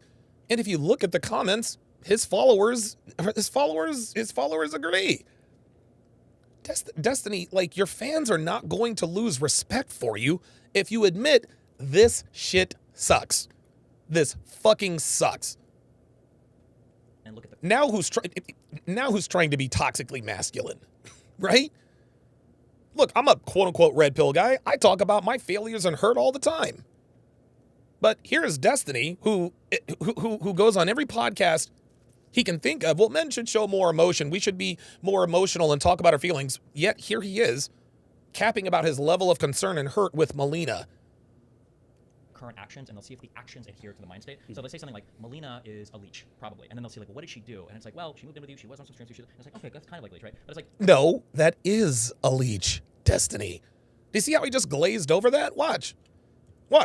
is a leech, probably. And then they'll see, like, well, what did she do? And it's like, well, she moved in with you, she was on some streams, it's like, okay, that's kind of like leech, right? Melina's a leech, he says. Melina's a leech. Well, not exactly. I mean, she moved in you in street, so that's kind of leechy. Come on. But it's like, I think that's the wrong way to evaluate if the person was. I think what you have to do is you have to start over, okay, let's say Melina is a leech. What would a leech do? Exactly what she's doing, Destiny. Exactly what she's doing. What would a leech do? And it's funny. If you look at Abba's face, he doesn't really look like he's buying this. Abba's thinking to himself, like, okay, like, Destiny, you're my guy. You're my guy, but fam, like, she was kind of a leech. This is all cope, guys. Just admit where you messed up, bro. That's all you gotta do.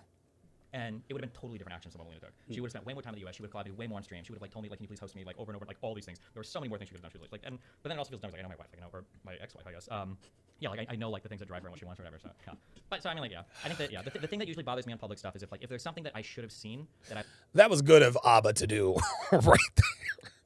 He saw that Destiny was whoa. Come back to us, brother. Come back to us. like really missed. Maybe so, for instance, maybe like the lab stuff. Like if I would have known in advance, if I would have looked at that she'd made like other weird accusations against guys, I mean, like I shouldn't be anywhere near this person personally. That's something where it's like I could have like headed this off.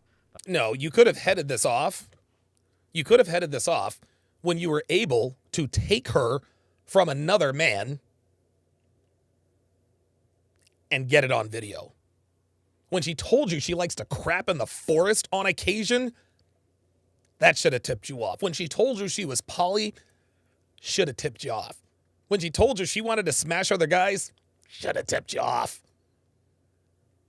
Like, my man, bruh. Like, even Destiny's not that stupid. He's not that stupid, guys.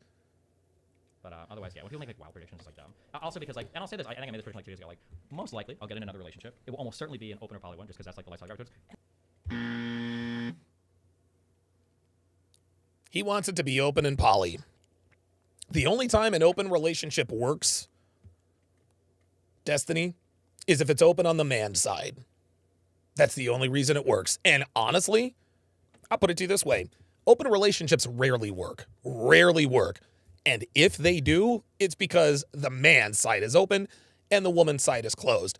But don't get it twisted. If the man, and we're talking about an open relationship where both people are aware of what's going on, right? Myron situation, that's an outlier. He's Myron fucking games. That's just all there is to it. Andrew Tate, Justin Waller, Like, those dudes can have side chicks. Like, I don't know Justin's relationship status. I'm sure I don't know if he's got I don't know if whatever.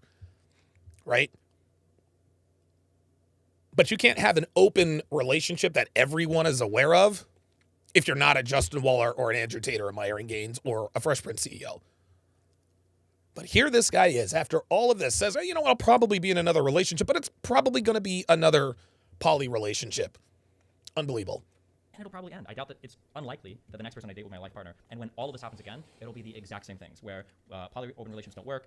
These girls are going to dump you because it's open, and then we break up, and they're like, oh, look, see, we predicted everything. And I was like, okay. Yeah. What about like Steven Crowder's relationship that just ended? They were monogamous for 10 years. What about my other 4 monogamous relationships? I think the difference for most people, and I probably count myself in that, is that we just don't have models of polyamorous open relationships that seem to work in our lives. That's because they don't work, Abba. That's because they don't work. Abba's almost right.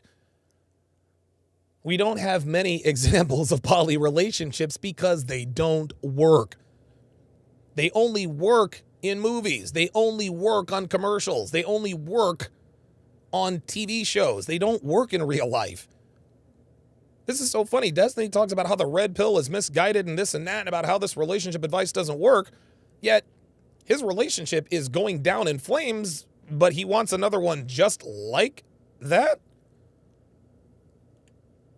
And so when we hear about this funky thing that looks so different and goes against the very traditional and way we've only seen it work around us, it's hard for people to be open to that idea. I don't know any examples in my personal life that work, and I don't think most people who are watching know, because if you're not around these people enough, how would you ever find out? But we do. If you're not around these people enough, how would you ever find out? Yeah. Well, if you were around those people enough, you would find out. It's so funny how this is a self-fulfilling prophecy. Listen to what this man just said. This is hilarious. That just ended. They were monogamous for 10 years. What about my other 4 monogamous relationships? I think the difference. Oh, so he's pointing out the one monogamous relationship with a high-value man that happened to go down the tubes. Okay. All right. So you have Steven Crowder. All right. That relationship didn't work. What about all of the other poly relationships? Listen to what Abba says right here. For most people, and I probably count myself in that, is that we just don't have models of polyamorous open relationships that seem to work in our lives. And so when we hear about this funky thing that looks so different and goes against the very traditional and way we've only seen it work around us, it's hard for people to be open to that idea. I don't know any examples in my personal life that work, and I don't think most people who are watching know, because if you're not around these people enough, how would you ever find out? If you weren't around these people enough, how would you ever find out? Abba, my nigga, your best friend is in a poly relationship. You are around him and people like him all the time. Yet you just admitted we don't have examples of successful poly relationships. Guys, this is why you got to pay attention. This is why you got to pay attention. Abba just sat here and told us that poly relationships don't work in front of someone whose poly relationship isn't working. You are around people in poly relationships. Your best friend happens to be in one, and it failed miserably. But we do have examples of monogamous relationships that work. So that's why we think, all right, well, listen, why would I think your model functions when the only ones I've ever seen are these ones that function? Yeah, and I think that's Very good question, Abba. Very good question. fair. But the problem is like the level of conviction and condescension that comes from somebody. Like if somebody was like, so for instance, like a comment was like, man, that sounds wild. Did this dude just say condescension? These people enough, how would you ever find out? But we do have examples of monogamous relationships that work. So that's why we think, all right, well, listen, why would I think your model functions when the only ones I've ever seen are these ones that function? Yeah, and I think Yeah, King Life says Abba is incredibly good at coding the truth. Yeah, he is. This is funny. Abba knows Steven is full of shit. Like, he knows that this is cope. And if this were my best friend, I probably, I'm not going to sit here and call him out on the air. But behind closed doors, I'm telling him the truth. I'm like, yo, look, check this out, fam. This ain't it. This ain't it. Sorry. This ain't it. Now listen to this. I think that's fair. But I think that's fair. Translation, you're right. Abba just defeated Destiny's argument. Abba just defeated Destiny's argument. Well, I'm looking for another poly relationship. Abba says, well, we don't have examples of successful poly relationships, but we do have examples of monogamous relationships. the problem is like the level of conviction and condescension that comes from somebody. Like if somebody was like conviction and condescension. There's a little projection for you. There's a little projection for you. Because who's more condescending than Destiny? And who is more condescending with conviction than Destiny? It's a feminine characteristic, projecting at times. Yeah, You condescend to the red pill community, and you were absolutely convicted of it. Nice try, though, buddy. So, for instance, like a comment was like, "Man, that sounds wild," but like, I mean, if you guys like other people and everything, like, it seems like it just seems like it'd be like a lot more stressful. There's like a lot more chances for things like not work. If that was like a comment, that's fair. I totally get that, right? But it's not that. It's like when you do this, like the nature of females is this will always blah blah blah blah. I was like, I mean, okay, dude. Yeah. Okay. That's No. Oh my God. I was not prepared. I was not prepared for this level of denial. I was not prepared for this level of denial. This is incredible.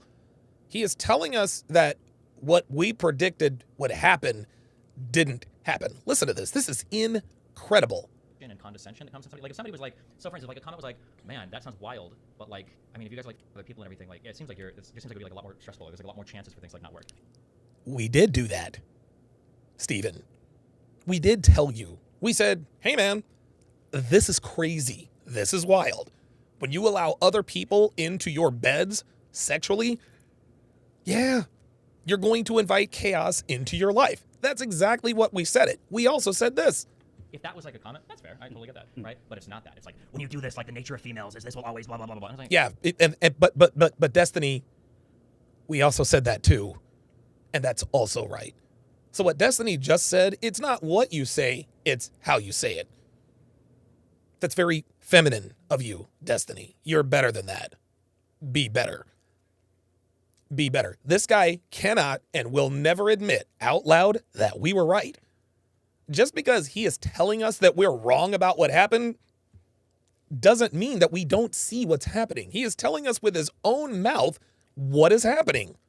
This is unbelievable. I mean, okay, dude. Yeah. okay. That's probably Yeah, more okay, dude. Yeah, there we go. extreme criticism from like red pillars generally. But what do you think to the more middle people who are just like, I don't know, from like a time perspective and emotional needs perspective, it just Yeah, Abba's asking for a friend right here.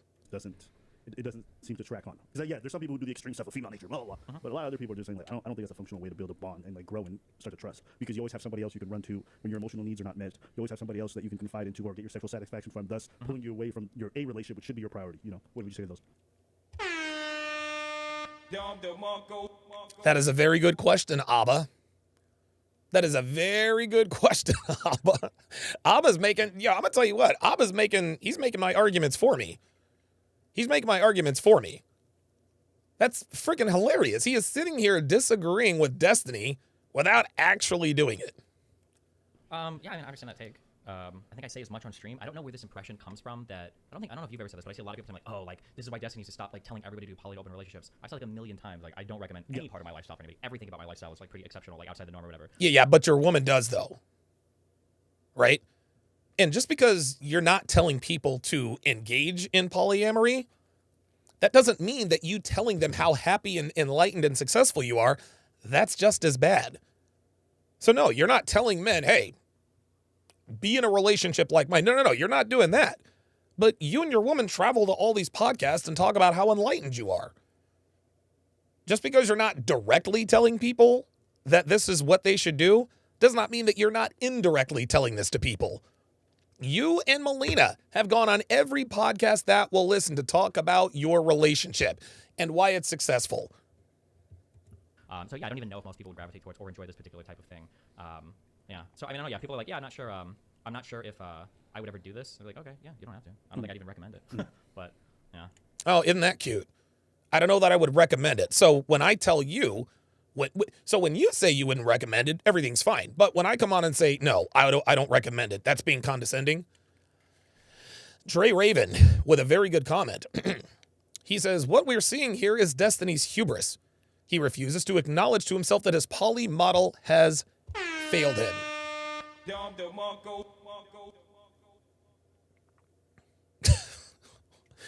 He will not admit that he got it wrong. But here's the thing. He doesn't have to admit that he got it wrong for him to know that he got it wrong. Destiny knows he fucked up. He knows he got it wrong. He can't say that he got it wrong because, well, that kind of fucks with his brand, right?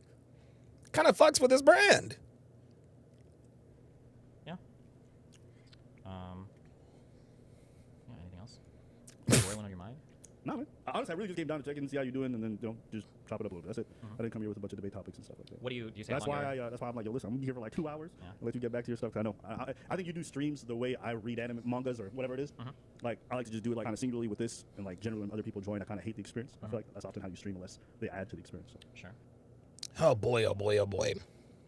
All right. All right. Oh no, does my, oh boy. Looks like, that's a little weird. Oh, there we go. Oh, I think my battery died. I think my battery died on my phone. I don't know how that happened because I have it plugged in. Yeah, the Level Up Man says that he's in the denial stage of taking his L. Absolutely. Absolutely.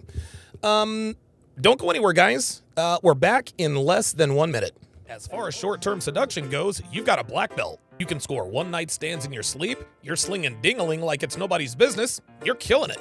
But at some point, you start to grow out of it. Because chasing women, while fun and exhilarating, takes a hell of a lot of time, energy, and money. And eventually, you start entertaining thoughts of maybe settling down. Whoa, whoa, whoa, slow your roll there, cowboy. There we go. Much better. Anyway, you know that the dating market has changed quite a bit since you started slaying 304s. Plus, dealing with women long-term is very different from the short-term flings you've gotten used to over the years. So now the question becomes, how do you bridge the gap between the player life and settling down? Easy. By getting your hands on the cheat code of relationship guides when it drops on February 29th. The waiting list link is in the description or the bio. Okay, so you are one of the fortunate few who's actually had some success in this dating market. You're in good shape, you're financially stable, and you've got plenty of experience with women. Like most men in your position, you've had a mixed bag of experiences with women. You've had some good relationships, some not so much. You've had some hookups, one-night stands, situationships, you've had them all. However, that one great relationship has always eluded you, and you have no idea why. Could it be the lack of quality women here in the West? Is it the toxic Western culture? Or could it be that you're missing the one element that will change your relationships with women forever? On February 29th, you will learn what this key element is and how to use it when I release the relationship guide that will quite literally fill in all the gaps that have escaped you in the past. Go to tsracademy.com/new to learn more. Link in description or bio. Welcome back to the show, guys. I do apologize that my special effects are only half working at this time. Thank you guys very, very much for sticking around. Guys, if you want to get your hands on my 3 free ebooks, 16 Ways to Immediately Disqualify Her for a Long-Term Relationship, Dead Bedroom, The Cure for a Sexless Relationship, or 14 Questions She'll Ask on the First Date and How to Correctly Respond, go to tsracademy.com now, plug in your very best emails, and these 3 free ebooks packed with life-changing information are yours absolutely free. They are absolutely free. Go to tsracademy.com to learn more. All right, very good. All right, excellent. So, I've got one more video to react to before we get to the main event where I react to Destiny's situation. And this is actually him reacting to Devon and I's wedding. So a lot of you guys were there. And by the way, shout out to those of you who were there at our wedding. Shout out to Pearl. Shout out to King Life, Geeky Anomaly, Mike Steele, Jay Blaze was there. ABC was there. The Hulu guys were there. It was a lot of fun. It was a lot of fun. We took questions. But thank you all. Thank you guys all very much to those who came to the wedding and supported us. It really made it a lot of fun. It really, really did.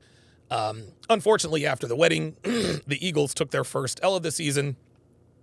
We'd go on to win 5 straight after that, but things have taken a turn for the worst, as the Eagles are probably going to be the 5 or 6 seed. And the way we're playing now will probably be one and done. Suffix Finest on the Rumble site says, if Destiny admits he got it wrong, it will take money out of his pocket. He spent the last 2 years saying the red pill is wrong. He would be admitting that they were right. That's what this is, guys. That's what this is. Listen, say whatever you want about me. I'll admit when I'm wrong. If I get something wrong, be like, you know what? I misjudged it or that. I was wrong, right? It is what it is. Like, you could admit that you're wrong. Anyway, so this is a video. This is a video entitled, Destiny Cringes Watching Red Pillar Get Married. Let's do it. Oh my god, this was so fucking funny. Okay, sorry. Very quick. He said, oh my god, this was so fucking funny. This was so fucking funny, huh? You want to know what's even funnier? The fact that your wife is divorcing you and leaving you for really a bum.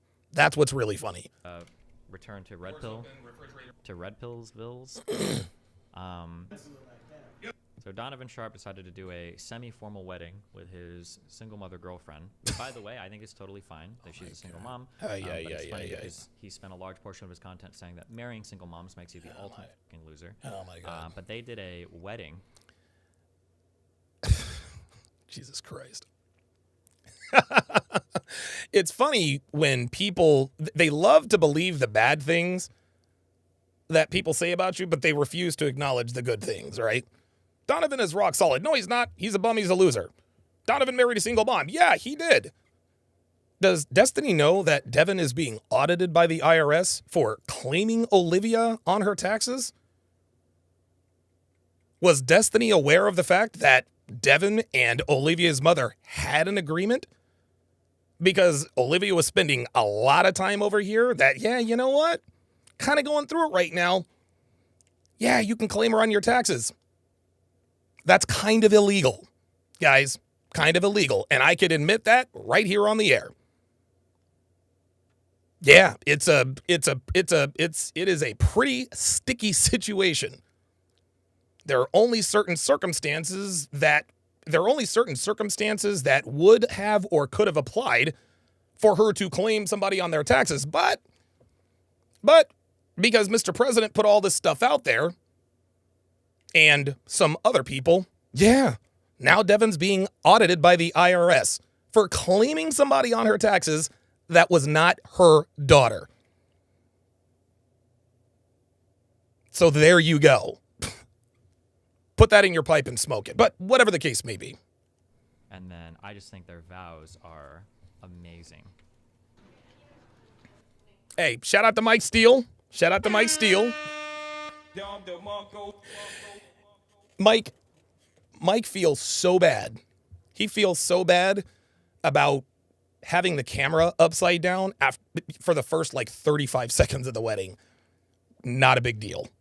Not a big deal at all. Not a big deal at all.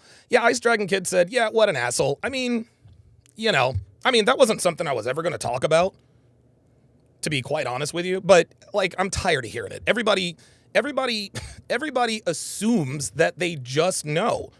No, you guys don't know. Devon does not have a child. She has never, she has been pregnant before when she was married, but unfortunately she had a miscarriage. But Devon has never given birth. She is not a biological mother, gentlemen. She's not. I've got the fucking IRS. She's got the IRS audit to prove it. Anyway, that's dead and buried. Not necessarily, but I'm not talking about that anymore. Who cares? Anyway. All right, guys. Welcome to... God, Devon's ass is looking good, too. This is going to be a very sort of informal thing. You guys can tell... You guys can tell that I had just bought that shirt because it still has the fold lines in it. There is no, what do they call it? An officiant? Pastor. Yeah, I'm the officiant. Okay? I'm the officiant and I run this. So we're going to exchange vows. She's got a few words for me. I've got some words for her. And then I will, by the power vested in me, Donovan Sharpe, she's life. Who is the crowd? His fans? Yes. And I think Pearl is here. What's wrong with having... Wait a minute. Is the crowd my fans? Yes. So? What's wrong with having your fans there? Right? Not only were they my fans, Destiny, these were paying people. These were attendees who paid upwards of $1,200 to come to my event. So yes, Destiny, these are my fans, one of which happens to be Pearl. 2. Notably absent are the fresh and fit people. Well, Myron and Fresh, I believe. But. Oh my God. The fresh and fit people. Oh my God. Guys, Myron got sick. Myron got sick. He got really, really sick. Dude, you can go and Myron even did a stream about it. He was sick. It is what it is. Who gives a shit? So I think what he was trying, it's like he's indirectly trying to say, well, the reason why Fresh and Fit weren't there is because they don't really know. Myron and Fresh respect us and our relationship. Whatever. How can I put this? Whatever helps you sleep at night.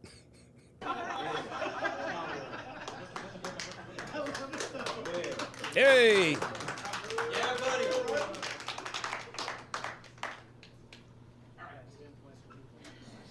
Kyle 2020 says YouTube keeps blocking something I keep trying to say. I'll look into that, but YouTube's always wonky with my channel, y'all.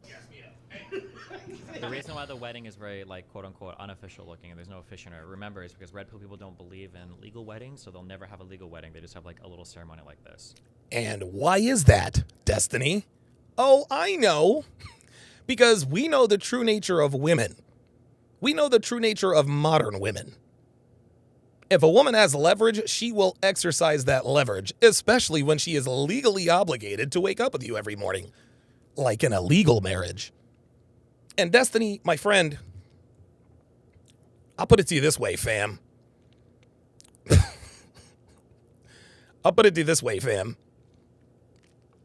You absolutely have found out about female nature.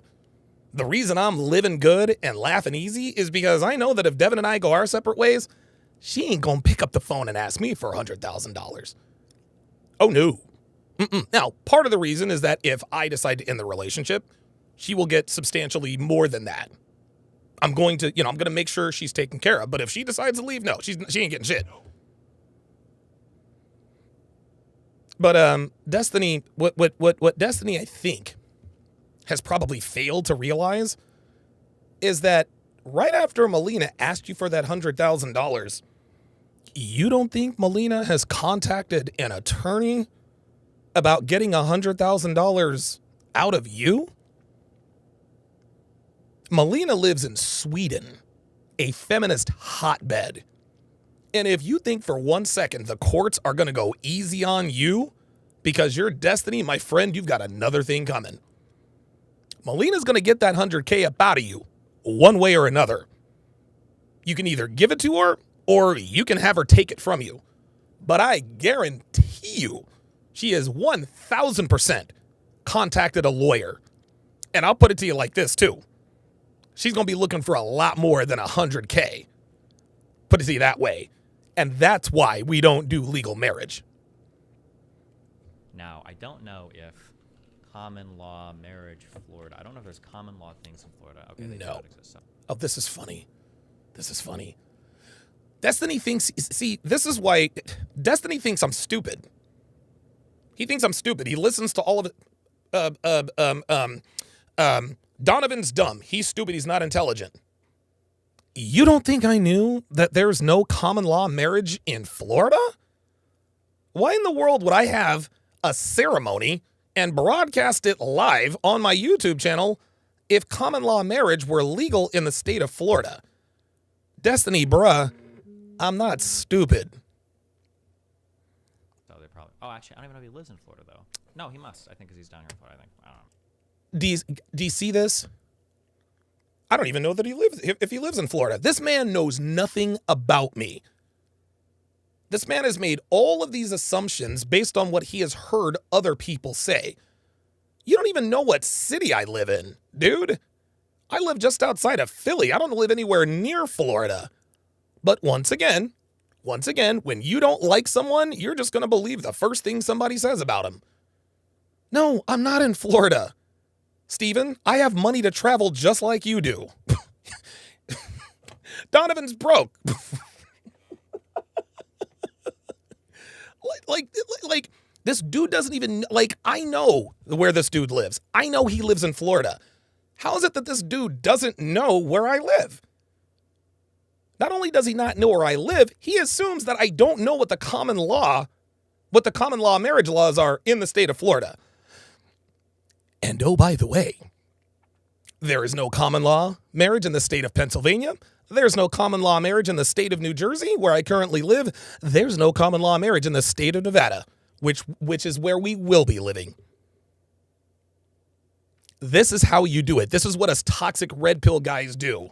This is why I sleep good at night. Yeah, Optimistic Realizer on the Rumble side says, haters love to say that you were married to a single mother, but hate on single mothers. LOL, so ignorant. It's ridiculous. Optimistic Realizer says, wow, I didn't even know she wasn't even a mother. Like, I mean, yeah. Yeah. Look, if you believe what everybody, look, the people that matter to me, the people that I love, those are the people I care about, right? When Tony Johnson put out the hit piece, I didn't contact all my haters. No, I contacted everybody that I care about and said, hey, this ain't true. This ain't true. I didn't give them the details, of course, because there was legal stuff going on, and now you know what some of that legal stuff is. But I'm like, it wasn't true. It's not true. If you don't believe me, ask the fucking IRS. They will tell you. Unbelievable. Yeah, Suffix Finest says, Destiny never tells the truth about his own life. Why would he tell the truth about you, Don? I don't know that Destiny lies about his life. I think he's incredibly honest about his life. I just think that he's in denial. Go.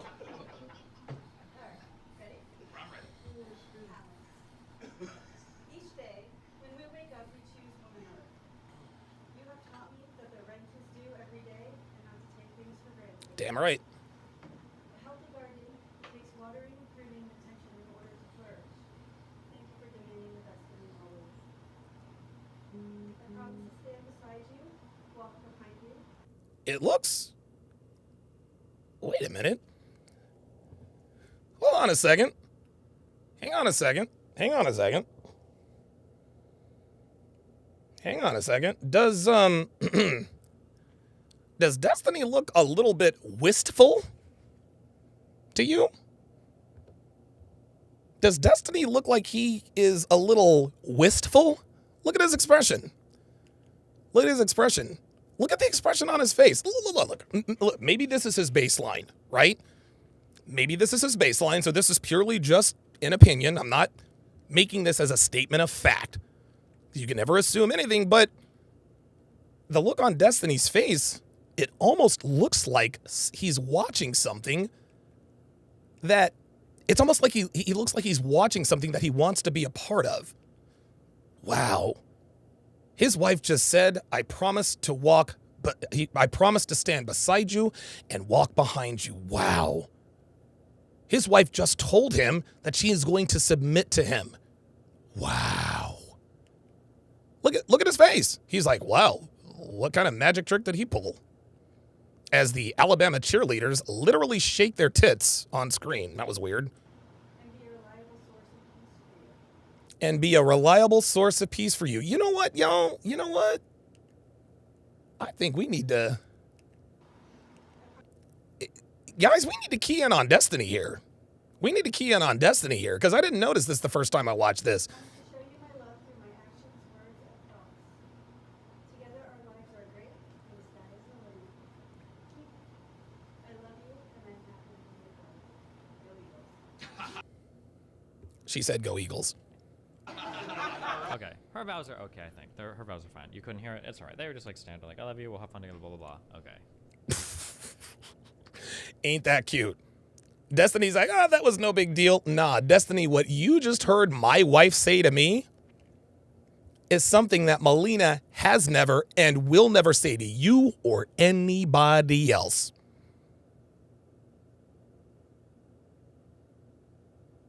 This does not mean that a woman will never say this to Destiny. Destiny's got potential. He's got potential. Guys, I've said this 100 times. Melina doesn't deserve Destiny. She never did. She never did. She never did. Destiny was so far out of Molina's league, it's ridiculous. It's just unbelievable. He's like, you got to be kidding me.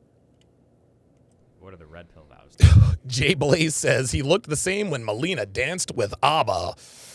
Oh shit, he sure did, didn't he? So. Birds, baby.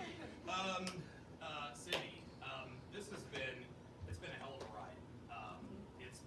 And the way we met was very unorthodox. Our relationship is very unorthodox. You're wearing a wedding ring now because, well, there you go. You've been wearing it for 7.5 years. But look, man. Look at this dude's body language. Look at this dude's body language. Look. I'm not going to sit here and say, Destiny is envious of me. He wants my life. No, dude, nobody wants my life. Right? But Destiny's body language, it's almost like he is imagining Melina talking like this. He's imagining Melina talking like this. He's thinking, how in the world did this dude get this woman to say that to him on purpose in public? He can't figure it out. He honestly looks a little not perturbed. He looks a little bewildered, so to speak. You know, like I said, I bring out the best in you, but you make me happy, you really do. I was happy before you, and if you and I decide to part ways for whatever reason, I'll be happy without you. And what's wrong with it? Look, he's like, oh, God, he totally got it all wrong. Oh, this is so cringe. He was happy before you and happy without you. So what do you want me to say to her, Destiny? I'm nothing without you? I would be devastated without you? No. If Devon were to leave me, it would hurt. Why would it hurt? Well, because I love my wife. We have almost 8 years together. 8 years. If she were to leave me, it would crush me. But I'd be okay. And it's okay to admit that I would be okay. Telling a woman I was happy before you and I'll be happy after you? Yeah, Viking Paradigm was there. Yeah, you got to let these women know. But I am very, very glad to have someone like you in my life. I've been successful in many ventures in my life, and I've never really had someone like you. I really haven't. I'm glad that I made you into the woman you are today, and I'm glad that you continue to hold that standard. Success is really, really cool to have, to be financially successful, but it's much, much sweeter when you have someone like you to share it with. Ice Dragon Kid says Mel's vows were to get papers and get raided by other towns. Fuck. All right. And so, by the power vested in me, I pronounce us man and wife. Hey! They do like Q&A, but I don't give a fuck. But you can see there. Wonderful friends that showed up. I think Pearl is here. Oh, here she is. Yeah. How do you feel about me then? I'm still making you into a good person, a good wife. Yes. I'm trying. But I'll be happy if you're gone. Wait, what? I'm trying. I'm still making you into yeah. How do you feel about me then? That is Molina! I'm still making Oh, I did not know this. I know. Oh, you want me to... Guys, look at this. Look at this. So Melina just asked... Hold up. I'm going to turn on the closed captions because I know it's kind of hard to hear. Holy smokes. I did not know that was Melina. I did not know that was Melina in the background. I didn't know she was watching this. So listen. She is, yeah. How do you feel about me then? So Melina asks Steven, how do you feel about me then? Okay. I'm still making you into a good person, a good wife. Yeah. I'm trying. And she said, yeah. While she goes and gets smashed out. Notice, yeah, this is, so guys, well, I don't want to dox anybody, but, you know, and, here's Big Mo. Big Mo is there. There's Big Mo. one of the fresh and fit guys. There's Miguel from the Crypto Boys. There's Offie Kingdom. This is a dude that this dude came with Kevin Savo. I've actually been on a couple of panels with him. Wrote a couple of really good books. This is Aaron Houch. He was a speaker at my very first CME. He decided to make an appearance, and there, of course, is Pearl. This back here, this is John from ABC and Hulu. And oh, by the way, guys, stay tuned for the ABC Hulu piece. It's supposed to drop right around the end of the month. I'll keep you posted on that. But I'll be happy if you're gone. How very prophetic that was. How do you feel about me, Steven? I'm still trying to make you into a good wife. Yep. But I'll be happy if you're gone. Destiny, I did not say that I would be happy if Devon left. I did not say that Devon leaving me would make me happy. Do you see how he tried to characterize that? That's not what I said. I didn't say, Devon, I love you, but it would make me very happy if you left. That's not what I said. I said, if you leave, I will still be happy. I did not say it would make me happy if you left. Come on, man. Maybe happier. Look at him. He's looking at her. He said, just kidding. Oh no, man. I think Destiny was telling a little bit of truth there. Oh, this is also oh, she tweeted about this. I feel so bad. Okay, real quick. Okay, also a quick side story. And then we're doing this. We're getting side storied a lot here. Well, not the. Pixie's a very, very, very sweet, very nice girl, woman, young lady. I don't know what the fuck you're calling. I've never seen her be mean to anybody, even like red pill people. She gets along with. Who? Oh, this is also oh, she tweeted about this. I feel so bad. Okay, oh, real quick. Okay, that's also right. A quick side story. And then we're doing this. We're getting side storied a lot here. Pixie. Pixie's a very, very, very sweet, very nice girl, woman. No, she's not. Pixie's an enemy of masculinity. Young lady. I don't know what the fuck you're calling. I've never seen her. Yeah, you guys can tell in that little exchange, she's afraid of Molina. You can tell. Be mean to anybody, even like red pill people. She gets along with everybody at like the dinners and everything. She's super cool. Apparently, Pixie went to hang out with some people. I think Lauren De Laguna, a few others, and then there were going to be red pill people there. But she wanted to go hang out and eat at a club or do karaoke or something. At a club or do karaoke. More misinformation. This idiot has no idea where I live. He doesn't even know the whole story. She didn't go to a club. She didn't go to do karaoke. She came to a cigar bar, and she walked into the VIP section, which I had rented for my guys. Something. And as soon as she got there, Donovan started screaming at her, saying that she had to leave because she hates men. Nope, did not say that. Did not say that. Yes, I did scream at her, and I did tell her to get the fuck out. But I didn't tell her that she had to leave because she hates men. I said because she is an enemy of masculinity. I said because she is an enemy of masculinity. Now, let's just say for the sake of argument, Pixie does hate men. Let's just say that was the reason I kicked her out. What's the problem with that? If I really do believe that someone hates men, why would I want her to come to my male event? That would be stupid. No, Pixie infiltrated the VIP area that I paid. Guys, I paid $6,500. I'm sorry, I paid $5,600 for that cigar bar event. $5,600. $5,600 for that 2.5 hours at the cigar bar event. Open bars, open cigars. I paid for all of it.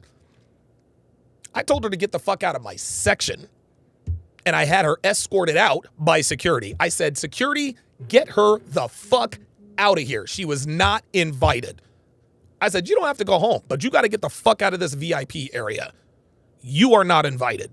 Yeah, I screamed at her. Yeah, I told her to get the fuck out. I am not denying that. I don't give a shit. Who cares? What the Van Adam donated 10 euros. Long Island Jew here, who's been living in Germany for the last 20 years. For the first time, I would no longer feel at all safe showing any type of Jewness, and it's not the Nazis I'm worried about. Please, give me a break. Donovan's such a loser. I don't even know if he says Donovan's such a loser. There he goes. Knows Pixie, or if he just doesn't like her because of her association with me. I have no idea. No, I don't like Pixie because she is an enemy of masculinity. Destiny, you don't matter, friend. You don't matter. Oh, you're friends with Destiny. No, bruh. You're an enemy of masculinity. That's what you are. That's what Pixie is. And I'm not about to act like I'm cool with somebody who I'm not cool with. Listen, that's not who I am, y'all. That's not who I am. Sorry. Listen, call me immature, call me a lunkhead. I don't care. I absolutely do not care. And I'm gonna tell you what. If I had it to do over again, I'd have done it again. You kidding me? Dude, I had to kick two bitches out of the Feast of Champions at CME too. They thought I could just waltz in. Oh yeah, we're pretty Miami girls. I said, get the fuck out of here. Y'all ain't about to eat my goddamn food and drink my goddamn drinks. Fuck what you heard. No, that's what I did with Pixie. Yeah. Let me grab something. Hold on. But these Red Bull people are conservative without the personal kindness to redeem them. Yeah, maybe. Well, no, actually, most of the Red Pill people in person are fairly friendly-ish. Like even Myron, who's like the most aggressive guy, will be like pretty friendly in real life if you want to go to like eat afterwards from his show and everything. Yeah. Yeah, I'm not doing that. People who speak about relationship topics the way that Pixie does, not going to act like I'm cool with people like that. I'm just not going to do it. Sorry. Okay, very good. All right, very good. Don't go anywhere. We'll be back in a flash, and we will be breaking down we'll be reacting to that very last video that kind of chronicles this whole thing. We're going to bring this all to a close. Don't go anywhere, guys. We're back in a flash. Okay, so you're either a virgin, don't have much experience with women, or you haven't gotten any action in a while.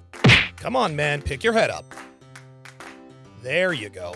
Listen, this is nothing to be ashamed of because we've all been there. And I totally get it if you've completely given up on dating, as modern women are all but impossible to deal with. But I know you want a relationship with a woman who loves, trusts, and respects you.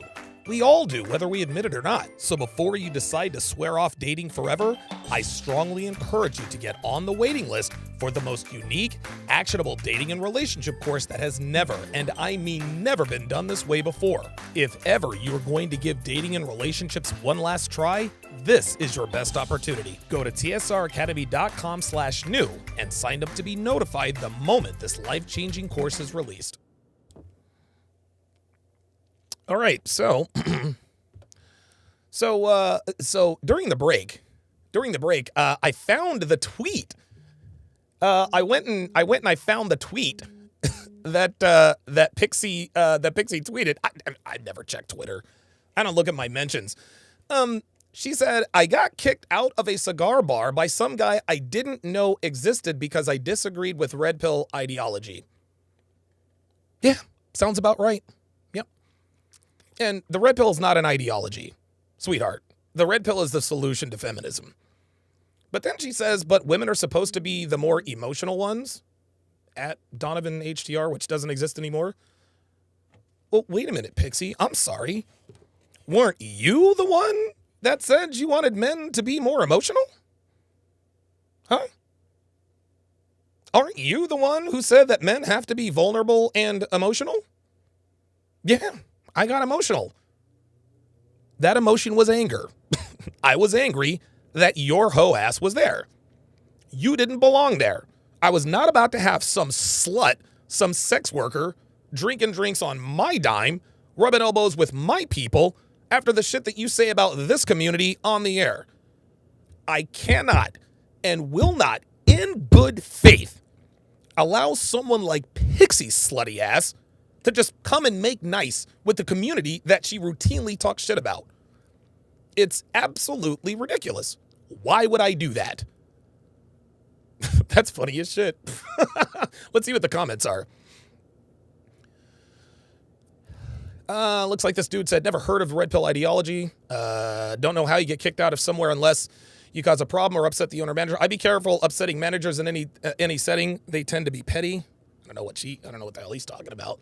I was invited to an event and the guy literally started screaming at me to get out of the room. When my friends asked me why later, he literally said that he saw my podcast appearances and that's why. Yep, that was why. There it is. That is exactly why.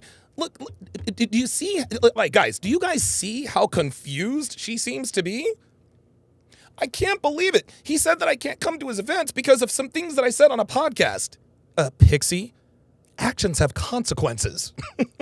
She expected to just be welcomed with open arms?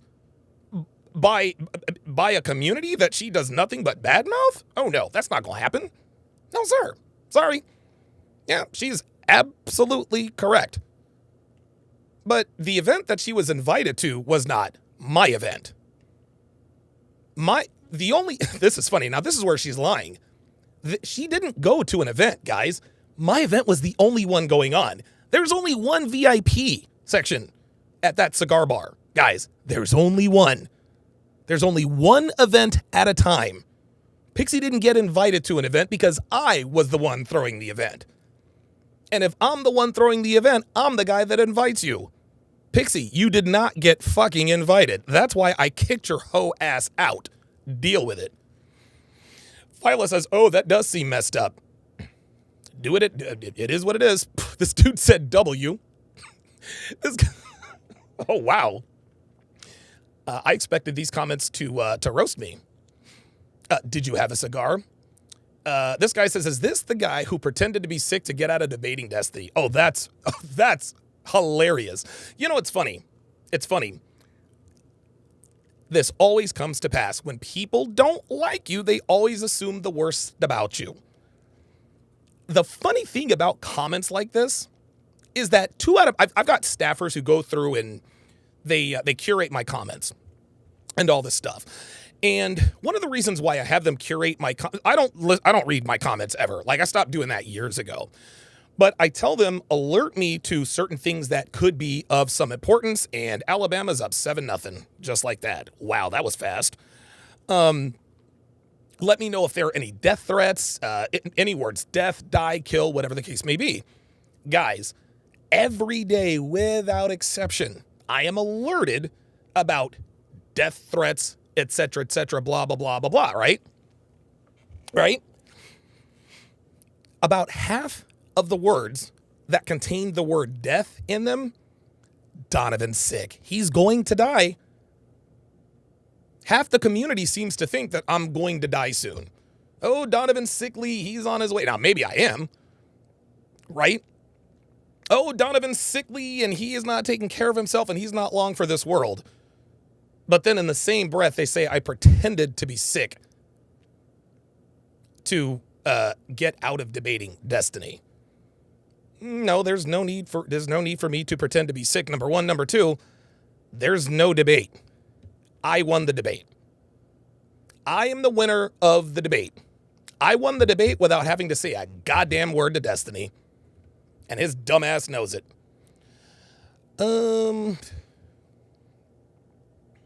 That's weird. Did you actually? Okay. This guy says, I don't blame them. You're bad vibes. Was it really because you disagreed or it was because you were annoying? Oh my God.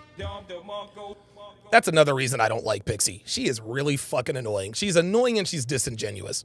She likes to say, well, cite your sources. She was on with Pearl once. She said, cite your sources. She says, not only am I going to do that, I'm going to call the author. Pearl calls the author of the book that wrote something that Pixie disagreed with, and Pixie still argued with the author. Pixie, like Destiny, is a professional contrarian. Myron has said this before. She's a professional contrarian. All she knows how to do is disagree. That's it. But just because you can disagree with someone successfully doesn't make you right. That's why I don't talk to people like that. Oh, there we are. There it is. Problem Child says, but you want men to be emotional. Make your mind up. Well, there you go. You said you want men to be emotional. Yet you say, aren't women supposed to be the more emotional ones? Well, that's what you said you wanted, right? Jesus. Let's read a few more of these, then we'll get to it. Here we are. Sour Narwhal says, some of the replies in this are so awful. Like some of these guys will be alone forever and think that it's because they're enlightened or some shit, but they're just freaks. this of course there's no avatar to this. Red pill guys are freaks and blah blah blah blah blah. Oh, here we are. He should change his name to Donovan HRT if you want to act like a little bitch. Give me a break.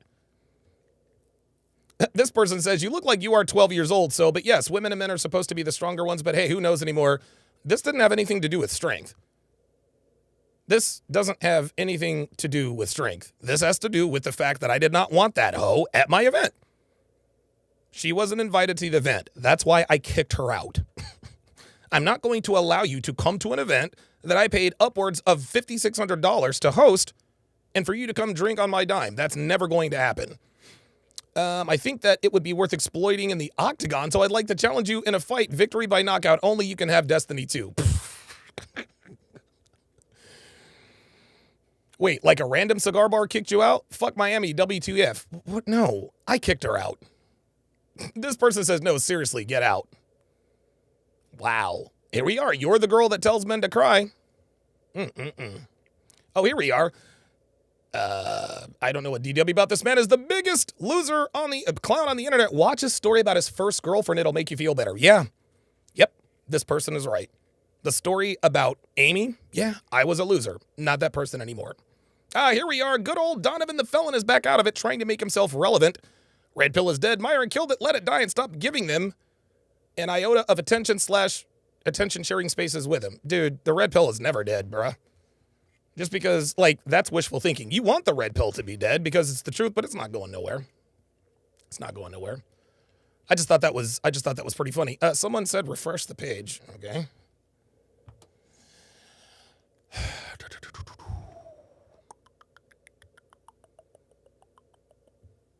I don't really see. Oh, okay.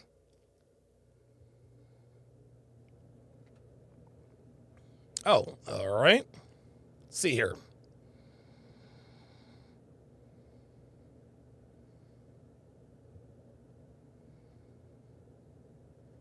Okay, well, at any rate. Well, let's go on to the let's go ahead and watch the video where Destiny pretty much lays out the highlights about what has happened between him and Molina, and away we go. When Mel went back to Sweden, we'd been fighting over it like dumb. There were another group. They were fighting over dumb shit, he was saying. No, your wife fucking other people? That's not dumb shit. That's pretty goddamn serious there, Steven. I thought it was only 2, but even as of today, I'm getting more DMs from friends. I just had to burn basically 2 more friendships at the time because Mel had engaged in what I would consider to be incredibly inappropriate talk, where she decided to dump 5 years worth of problems. There it is. There it is. We talk about this all the time in this community. When a woman has decided that she is done with you, one of the first things they like to do is they like to start the smear campaign. They will contact mutual friends, and they will be the first to say, hey, he's toxic, he's abusive, he's the bad guy. We talk about this all the time. And if Destiny were as learned on Red Pill content as he purports himself to be, then he would know that we talk about this. Either way, surprise, surprise, his now ex-wife is trying to poison his friends against him. This is what women do, gentlemen. We've talked about this for years. Oops. On to the mutual friends that we had, that I had like explicitly gone out of my way to share with Mel so that she wouldn't think anything weird was going on, and she decided to vent to completely with all these people. Yeah, so she goes back to Sweden. There it is. You introduced Molina to your group of friends, who she has now successfully turned against you. Steven, just admit that we were right, fam. Like, nothing that you're telling us here is surprising. Coming off all that, I'm a little bit irritated. Whatever. A little bit irritated. See, he keeps trying to minimize his level of pain and discomfort with this. You're not just a little aggravated with this, Destiny. This hurts. These were friends that you had first. You had these friends first. You introduced your wife to these friends, and she has now successfully turned them against you. That shit's gotta hurt. As she's in Sweden, I think I'm streaming. She's doing her thing over there. Everything moves sideways for a couple months. As I'm here in the United States, Molina ends up meeting a new group of friends in Sweden that seem like pretty cool. She hangs out with them. Everything is cool. Sometimes Melina does this annoying thing where she's like, oh, I met these group of people. They're so cool. Like, it's cool because, they're all gay and platonic and they're dating other people. So there's no like. Oh, she does this annoying thing. Like she's hanging out with this group of people and she's indirectly insinuating that she's not sexually interested in any of them. Ain't that interesting? Law number 24 of the 49 Laws of Sharpe explicitly states that the more a woman tries to convince you of something, the more likely the opposite is true. When a woman tells you that she's hanging out with a group of friends and they're all gay and they're all dating other people, this means that she is 247% sexually interested in at least one of them. As Devon puts in the chat correctly, covering her ass. Yeah, that's probably one of the few times in Melina's life these days her ass is actually covered. So yeah, when Steven says this is annoying, what he really means to say is that this is fucking suspicious. That's not annoying, Steven. That's suspicious. You knew she was lying to you. This is instinct. Like relationship drama, blah, blah, blah. Okay, cool. That never lasts, but, whatever, if you enjoy it. I think this was about 4 months ago. I think it was in early. He's talking about relationship drama? Like he doesn't have that in his life? August. One of the friends that she'd made among some of the other friends was the Tim dude. And she and Tim, I guess, started hanging out as like friends. And I'm like, okay. It's fun. Hanging out as friends. I don't date women, or I'm sorry, I don't commit to women who hang out with other guys. Oh my God, Donovan, you're so toxic and possessive and controlling. Call it what you want, but you can't make me do anything I don't want to do. And if I don't want to commit to women who hang out with other guys, then so be it. That means that women who hang out with other guys are going to make themselves scarce when they know that I'm on the market for another woman. Funny. Now remember, just because I'm not posting logs of things doesn't mean I don't have proof of it. If you hear this and you think I'm lying, we can get to that if you want. But oh no, Destiny, bruh. Look, we know you're telling the truth. We know you're telling the truth. Look, let me just rewind that. This is fucking hilarious. This is fucking hilarious. Even he can't believe it. This dude is in such disbelief, he assumes that the people watching this are equally in disbelief. Look at his face. It's like he can't believe this is happening. He's like, look, I swear to God, this is true. Like, if you want proof, Destiny, your audience needs proof. My audience does not need proof. We know that every word you're speaking about this situation is absolutely true. Trust me, you do not need proof for any of that. 4 months ago, I think it was in early August, one of the friends that she'd made among some of the other friends was the Tim dude. And she and Tim, I guess, started hanging out as like friends. And I'm like, okay. It's funny. Now remember, just because I'm not posting logs of things doesn't mean I don't have proof of it. If you hear this and you think I'm lying, we can get to that if you want. But look, you do not have to provide us proof, Destiny. You don't have to provide us proof. You want to know why you don't have to provide us proof? Because we've heard your story from countless men who find this community. Destiny, do you think you're the first dude who's ever gone through this? Like, poly or open marriage relationship or not, Melina's doing what women do in monogamous relationships. In monogamous relationships, your ex-wife will poison your friends against you. In monogamous relationships, your wife will absolutely start fucking men that she hangs around with platonically. All of these problems happening look, the problems that were invited into this relationship were because of the open relationship. But Melina's activity doesn't really have anything to do with her open relationship and everything to do with her female nature, which we've warned you about the last 2 years. I remember me and Melina getting into a small argument where she's like, oh no, like I think everything's platonic and cool. And I'm like, you know that this is obviously not going to be the case. And she's like, oh, I guess you know my friends better than I do. And I was like, oh, there we go. There's the gaslighting. I guess you know my friends better than I do. I guess so. And I guess so. And eventually, surprise, surprise, Tim ends up cheating on the girl that he's with, Mel. And then a couple days later, they're like officially dating. And she's like, oh my God, you'll never believe this, blah, blah, blah, blah, blah. And I'm like, I can't believe it. Who would have saw that coming?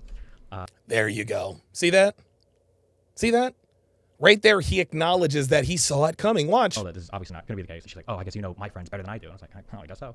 And I guess so. And eventually, you know, surprise, surprise, Tim ends up cheating on the girl that he's with, Mel. And then a couple days later, they're like officially dating. And she's like, oh my God, you'll never believe this, blah, blah, blah, blah, blah. And I'm like, oh, God, I can't believe it. Who would have saw that coming? That right there, guys. This shows you right here that Destiny is just a contrarian. This dude is red pill aware. He just chooses not to acknowledge it. Who could have saw that coming? Right? Think about this. If Destiny were on a panel talking about relationships and a girl says, well, I think that a girl could be in a relationship and hang out with men platonically, Destiny would be the first to defend that. He'd be the first to defend that, because if I were to be like, no. Like, if I were in a relationship with you like that, no, we would not be in a relationship if that happened. Then Destiny would say to me, whoa, wait a minute. Aren't you being controlling and possessive and toxic? I'm like, no.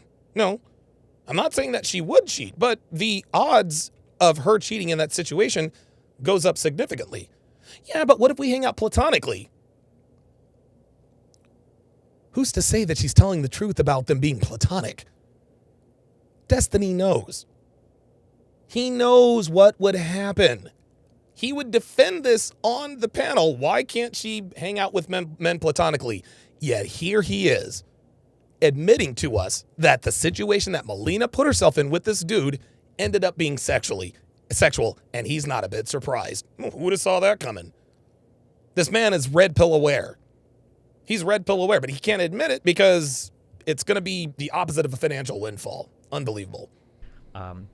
Also, as a quick heads up, because Tim might be getting super mindful right now, so I can tell by the way that he types in chat, Melina is, I don't know what changed, but in the past 6 months, at least, Melina starts to lie a lot. So I think one of the reasons why Tim has been... She starts to lie a lot. Destiny? Melina's been fucking Tim for longer than you're aware of. For my man. Like, dude, Destiny, bruh, look. I hate to break it to you, partner. But when Melina, the first time Melina told you about Tim, he was already on her radar. She might have even been fucking him. You see, women in monogamous relationships do this too, and they do it this way. Yeah, we're, the group from work, we've been going out to Applebee's for lunch. Oh, okay. Yeah, it's just a big group of us, and you don't have to worry about it. Everybody's dating, people are, it's all platonic. Everybody's dating other people, blah, blah, blah, blah, blah. 6 months later, you find out, well, wait a minute. You're having an affair with one of the guys that was at Applebee's. Yeah, I was going to tell you. Then when her coworkers, her friends, her family, yeah, like she's been talking about this guy for like the last year. Whoa, the last year?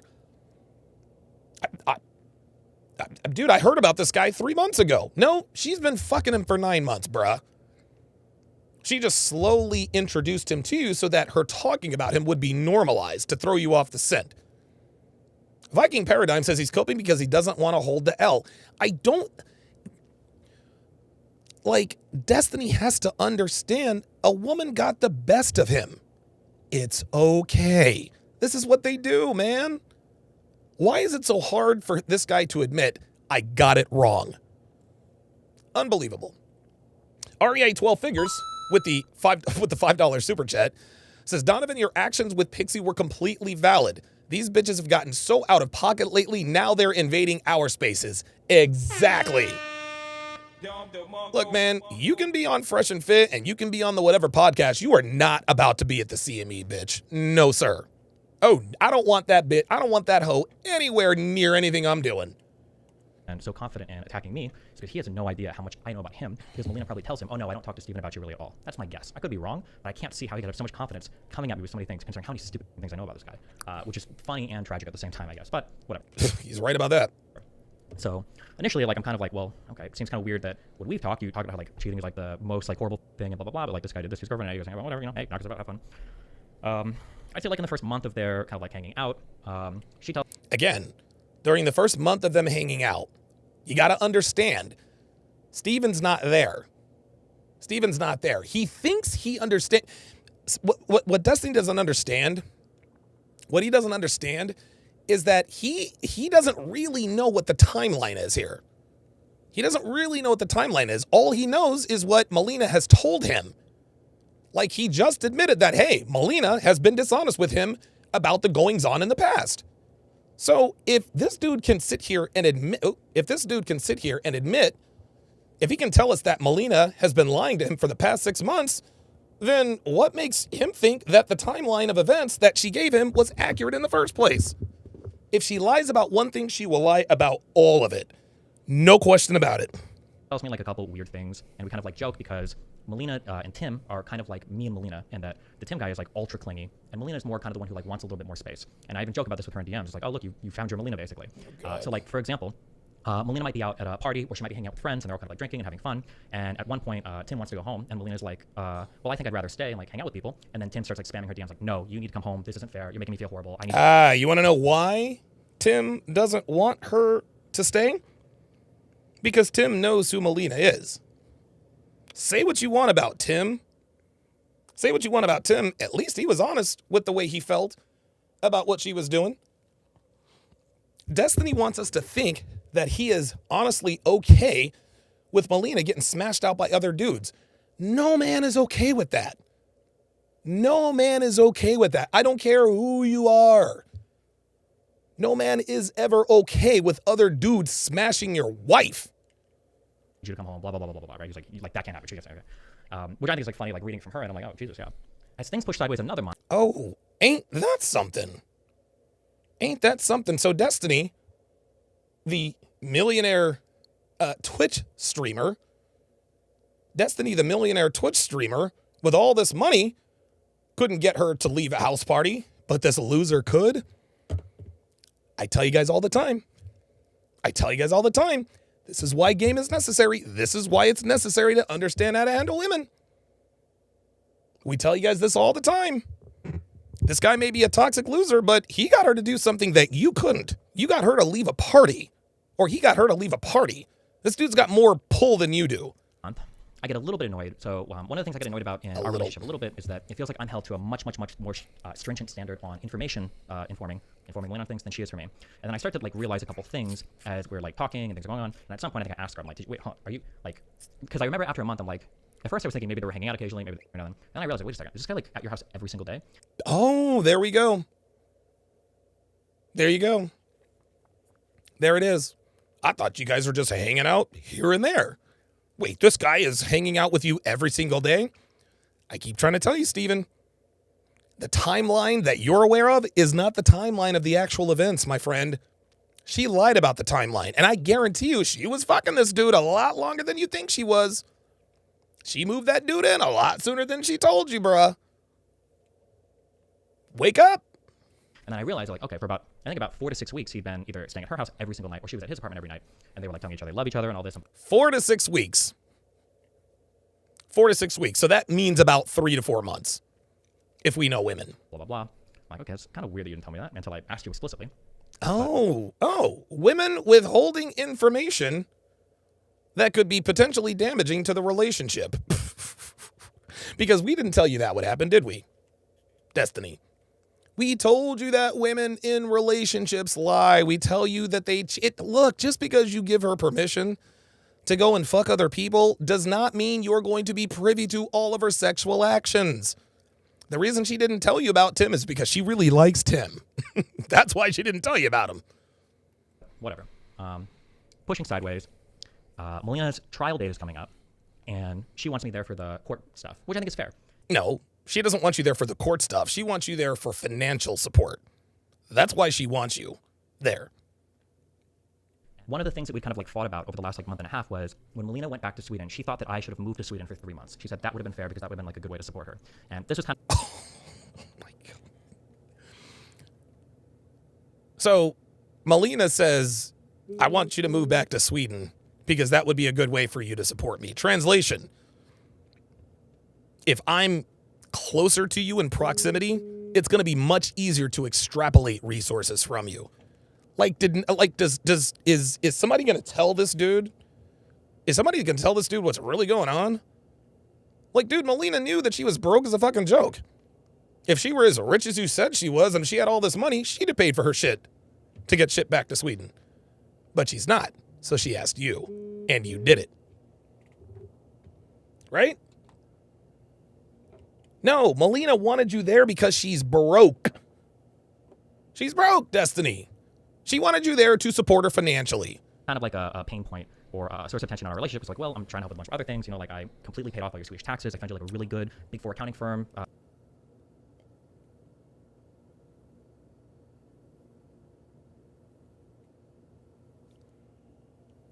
This dude paid off her taxes. Oh my God. Oh my God, dude. Unbelievable. This woman is having sex with another man in the apartment you paid for without telling you. And how do you punish this behavior? You pay off her taxes? Destiny, why did you expect her to act any differently? Oh my God. Oh my God. Dude, this is worse than I thought. You know, to like connect you with things. Like I'm trying to like communicate with your tax people. I'm trying to communicate with your account people. I'm trying to like pass my checks. So I need to, like, What? help in the best ways I can. And things I think are pretty unique to like my skill set. I think I'm doing pretty good in terms of helping you with stuff. And that accounting lady that I ended up helping find, like that lady like kicked out Melina's trial. It was really, really, really good. Her performance was great, and I think probably helped Melina quite a bit. Dude. Listen, say what you want about Destiny. Yeah, he was a simp and all that good stuff, but dude. Like, dude, Molina's doing this dude dirty. This dude found you an accountant. He found you an accounting firm. He paid off your taxes for your delinquent ass. And how does she repay this dude? She divorces him for a dude who wears a dress. Guys, I say this all the time. And by the way, I think I'm going to have Devon call up. I think I'm going to have Devon call in. I mean, she's here, but I think I'm going to have her call in, and you know, we're going to have a conversation about his opinion on our relationship. And I'd like to talk to her about that relationship as well. Because you guys, I mean, you know, at some point, you guys listen to me. At some point, it just becomes white noise, right? You guys know what I'm going to say, how I'm going to say it. And I'm glad you guys stick with me. But when Devon speaks, you guys listen. She's coming up next. At least her lawyer said as much. But Melina would say like, okay, well, nobody here knows, you know, like why you're not here for me to support me. And like everybody sees Tim, and it's like, so, you know, I don't know how to defend you. And I'm like, what do you mean you don't know how to defend me? What? I don't know how. Dude, do you see the look on this man's face? A woman that you have financially supported. You pay all her bills. You paid her taxes. You paid to have all of her shit shipped back to Sweden. You found her an accountant and an accounting firm. And this bitch has the gall to say, I don't know how to defend you? How about this? See that lady over there, my accountant? Destiny found her for me.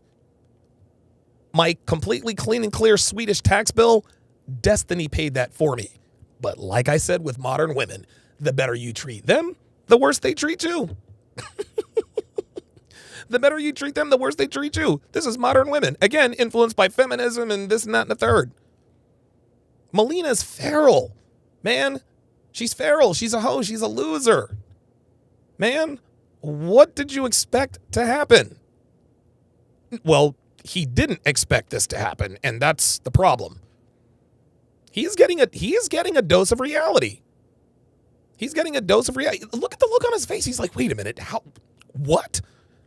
After all I've done for you, despite the situation, and you're telling me you don't know how to defend me? Yeah, I think I'd be a little bit pissed off too. Okay, whatever. You're stupid, Melina. I also Okay. kind of like pieced together at this point in time that Tim is basically living with Melina, which kind of felt weird. Because I also didn't get No, not basically living with Molina. Literally living with her. And that's not kind of weird. That is weird. filled in on that. And there's a lot of other like small peripheral fights that we've had relating to people staying over.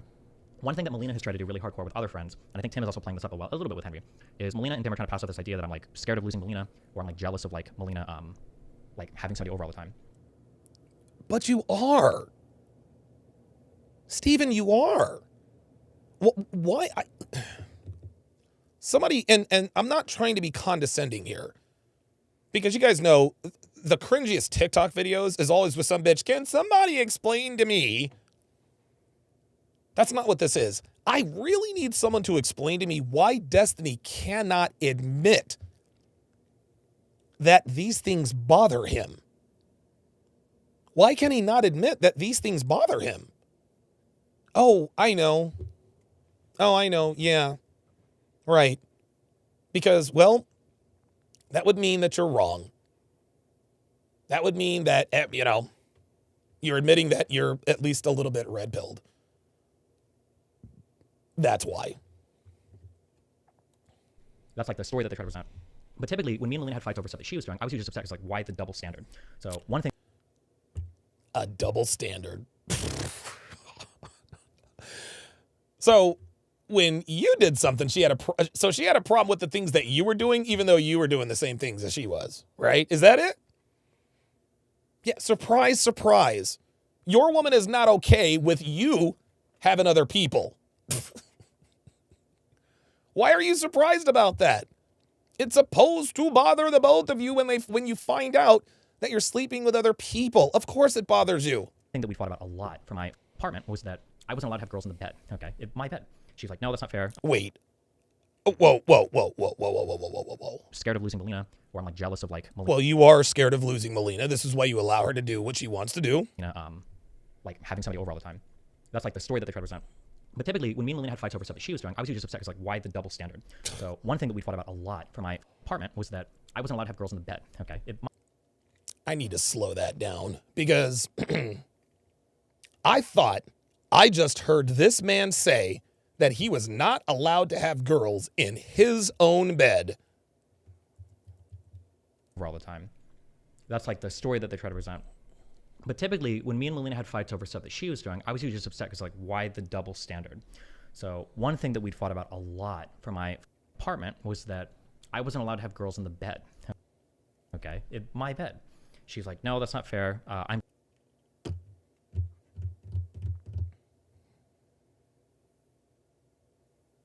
Seriously? Really? You're going to allow a woman who lives in another country to tell you, who are in an open relationship with her, that you can't smash girls in your bed that is in your apartment that you paid for. And you actually did what she told you to do. Destiny, this is why Molina doesn't respect you. She doesn't respect you because you allow her to set boundaries for you, but she doesn't allow you to set boundaries for her. She can tell you, can't have women in your bed. What would happen if you were to tell her, well, you can't have bums living at your place? What would she say then? Right?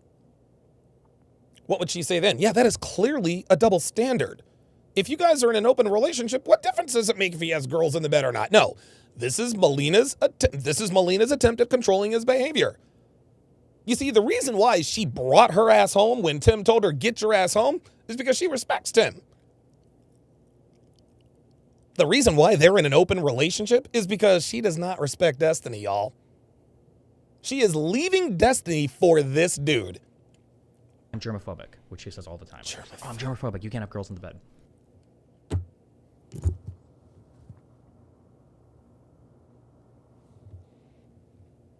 Molina is germophobic.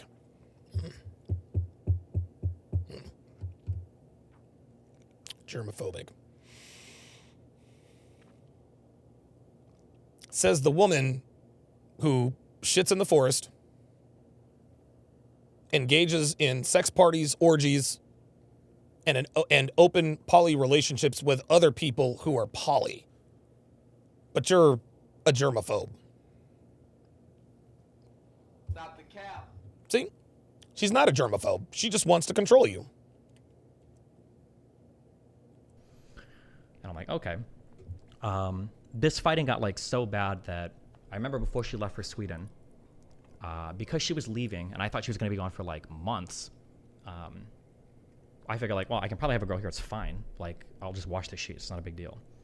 So I remember there was a girl. She was coming over. I told Melina ahead of time. She came over. We hooked up. Fun times. After she leaves, I'm talking to Melina. And normally we like chat about our hookups after we have them, which always goes poorly for me. Go figure. And then as I... There it is. See that? Yeah, we talk about our trysts all the time. They always go poorly for me. Go figure. See that? See that? Do you hear how Destiny is confirming the red pill in his own story? Go figure, there's another double standard. Something we routinely talk about that women do in relationships, poly or otherwise. I talked to Molina about this. She figures out in the course of the conversation, she's like, wait, what the why did you have somebody in the bed? I'm like, well, because you're gone for like months. Obviously, when we watch this shit, it's not a big deal. Oh my God, and dude. We had a huge breakdown fight over this. And eventually it comes out where she's like, it's not about like the germophobic, I don't want anybody else in my bed. There it is. See that? Wait. Did he say my bed? Yes. And eventually it comes out where she's like, it's not about like the germophobic, I don't want anybody else in my bed. Oh, so what she told you the issue was turned out not to be what the issue was. Something else we routinely talk about on this side of the internet. Jesus fucking Christ. And by the way, she says, I don't want somebody in my bed. I'm sorry, ho. Your bed? Oh, no. And I'm like, yeah, look at the, yeah, you see? Look, watch this. Look at the look on his face after he says this, watch. Eventually it comes out where she's like, it's not about like the germophobic, I don't want anybody else in my bed. Do you see that look on his face, guys? You see that look on his face? That's his masculinity niggling at him. Whoa, wait a minute. You, a woman, are telling me what I can and can't do with other women in the bed that I paid for in an open relationship. Wait, huh? This look on his face is, bitch, who are you to tell me what I can or can't do? He would never say this out loud, guys, because again, that goes against his brand. But look at his face. The eyes don't lie. A picture's worth 1,000 words, as they say. Tell me this dude for a split second didn't say, bitch, who the fuck are you to tell me what I can or can't do in this open relationship, in my apartment, in my goddamn bed, while you're overseas living in an apartment that I pay for? Yeah, that is a natural and healthy response. And I'm like, okay. That would have been nice to know ahead of time, I guess. Oh, that would have been nice to know ahead of time. So now she's making up rules on the fly. That's not something modern women do at all, is it? But she accuses me of lying, trying to, whatever. I'll go. When we get to Miami, Melina gets really irritated the first day, I think, because she said that something has really happened that's really weird and bothering her with Tim. Oh, God. There was a girl that Melina really liked when she was in Sweden. Well, she basically never got to hang out with this girl because I found out now that like basically every time Melina goes to hang out with people, Tim always goes with her. He has to for everything. Melina's basically not allowed to see people on her own. He's always going with every single time. And I'm like, okay, I don't understand why you wouldn't just go on your own. It seems. Yeah, you know what? It's funny. So he talks about the fact that Tim doesn't let Melina go see people all by herself, whereas Destiny did. Who did Melina choose, Steven? Like, my friend, like the truth is staring you right in the soul, man. Again, guys, think about what's happening. This guy is making fun of Tim because he's so insecure, he's got to go with her every time she sees somebody. That's not something I would do. As a matter of fact, I let Melina go and see whoever she wants to all by herself. Yeah, that's why she picked him and not you. You see, Steven, women love boundaries. They love men who have a bit of a backbone and tell them, no, you're not going to do that. Women respect men that say, if you engage in this behavior, then you and I are no longer together. They respect men who do that. They might not like it, and they might actually end up leaving that dude, but they respect him. They absolutely respect them. She respects this dude more than she respects you, fam, and that's why she's with him. He doesn't allow her to go and fuck other people without him being there, but you did. Matter of fact, one person she fucked without you being there happened to be Tim. Kind of weird that, like, because you're like one of the most independent women I've ever met in my life. I don't know why the would let him dictate like all of your hangouts. Because, Destiny, it is in a woman's nature to obey and surrender to a man. That's why. You see how this appears to be so foreign to him? He's like, this is just so foreign to me. Yeah, Destiny, fam, this is a woman's true nature coming out. She respects a man who gives her boundaries. She doesn't respect men who just let her do whatever she wants to do, man. That's not enlightened. That's stupid. You, Destiny, a man who does not have boundaries on your woman, lost your woman to a man who has boundaries on your woman. And, she's like, yeah, well, Tim just doesn't like this girl much. He says that, like, he gets bad advice from her, blah, blah, blah. Well, as soon as, no, Tim actually liked the girl. as soon as we're in Miami, Molina's really upset because she's like, I'm really upset because I just found out that this other girl that I really liked that I couldn't see ever because Tim didn't like her. Well, Tim took this girl back to my apartment and they're like cuddling, in my apartment. And I'm really upset about this. Oh, what?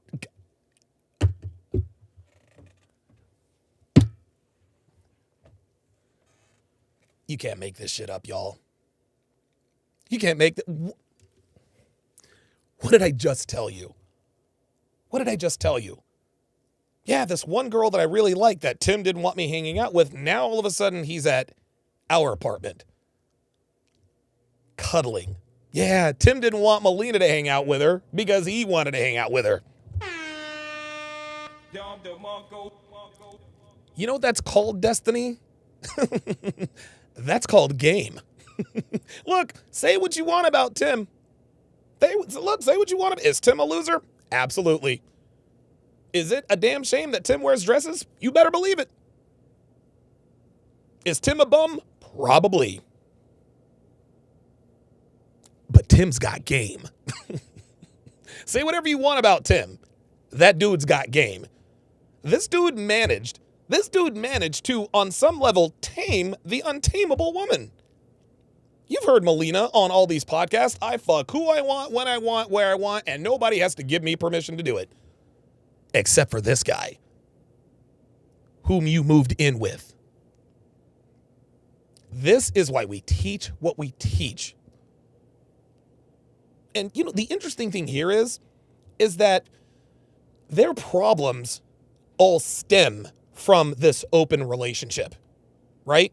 The open relationship is what allowed these problems to come in. But the cultivation of these problems are just exasperated by a woman's true nature. Dude, post-divorce, Molina's not doing anything that a couple who's breaking up, who is in a non-poly relationship, a monogamous relationship, would be doing if she wasn't. Molina's acting like a modern woman. Women act the same way all the time. It doesn't matter whether they're heterosexual, homosexual, poly, whatever. No. When lesbians break up, they do smear campaigns too. This is the nature of women. Your woman ran up on a dude who's got straight up more game than you do. This dude managed to keep this woman from sleeping with another woman and then goes and sleeps with that woman. That's called game. And two huge things explode in my mind, okay, right away. So the first thing is what do you mean he's back in your apartment? How did he get into your apartment? And she's like, oh, he has a key. Excuse me? Oh my God. Oh my God. Oh my God.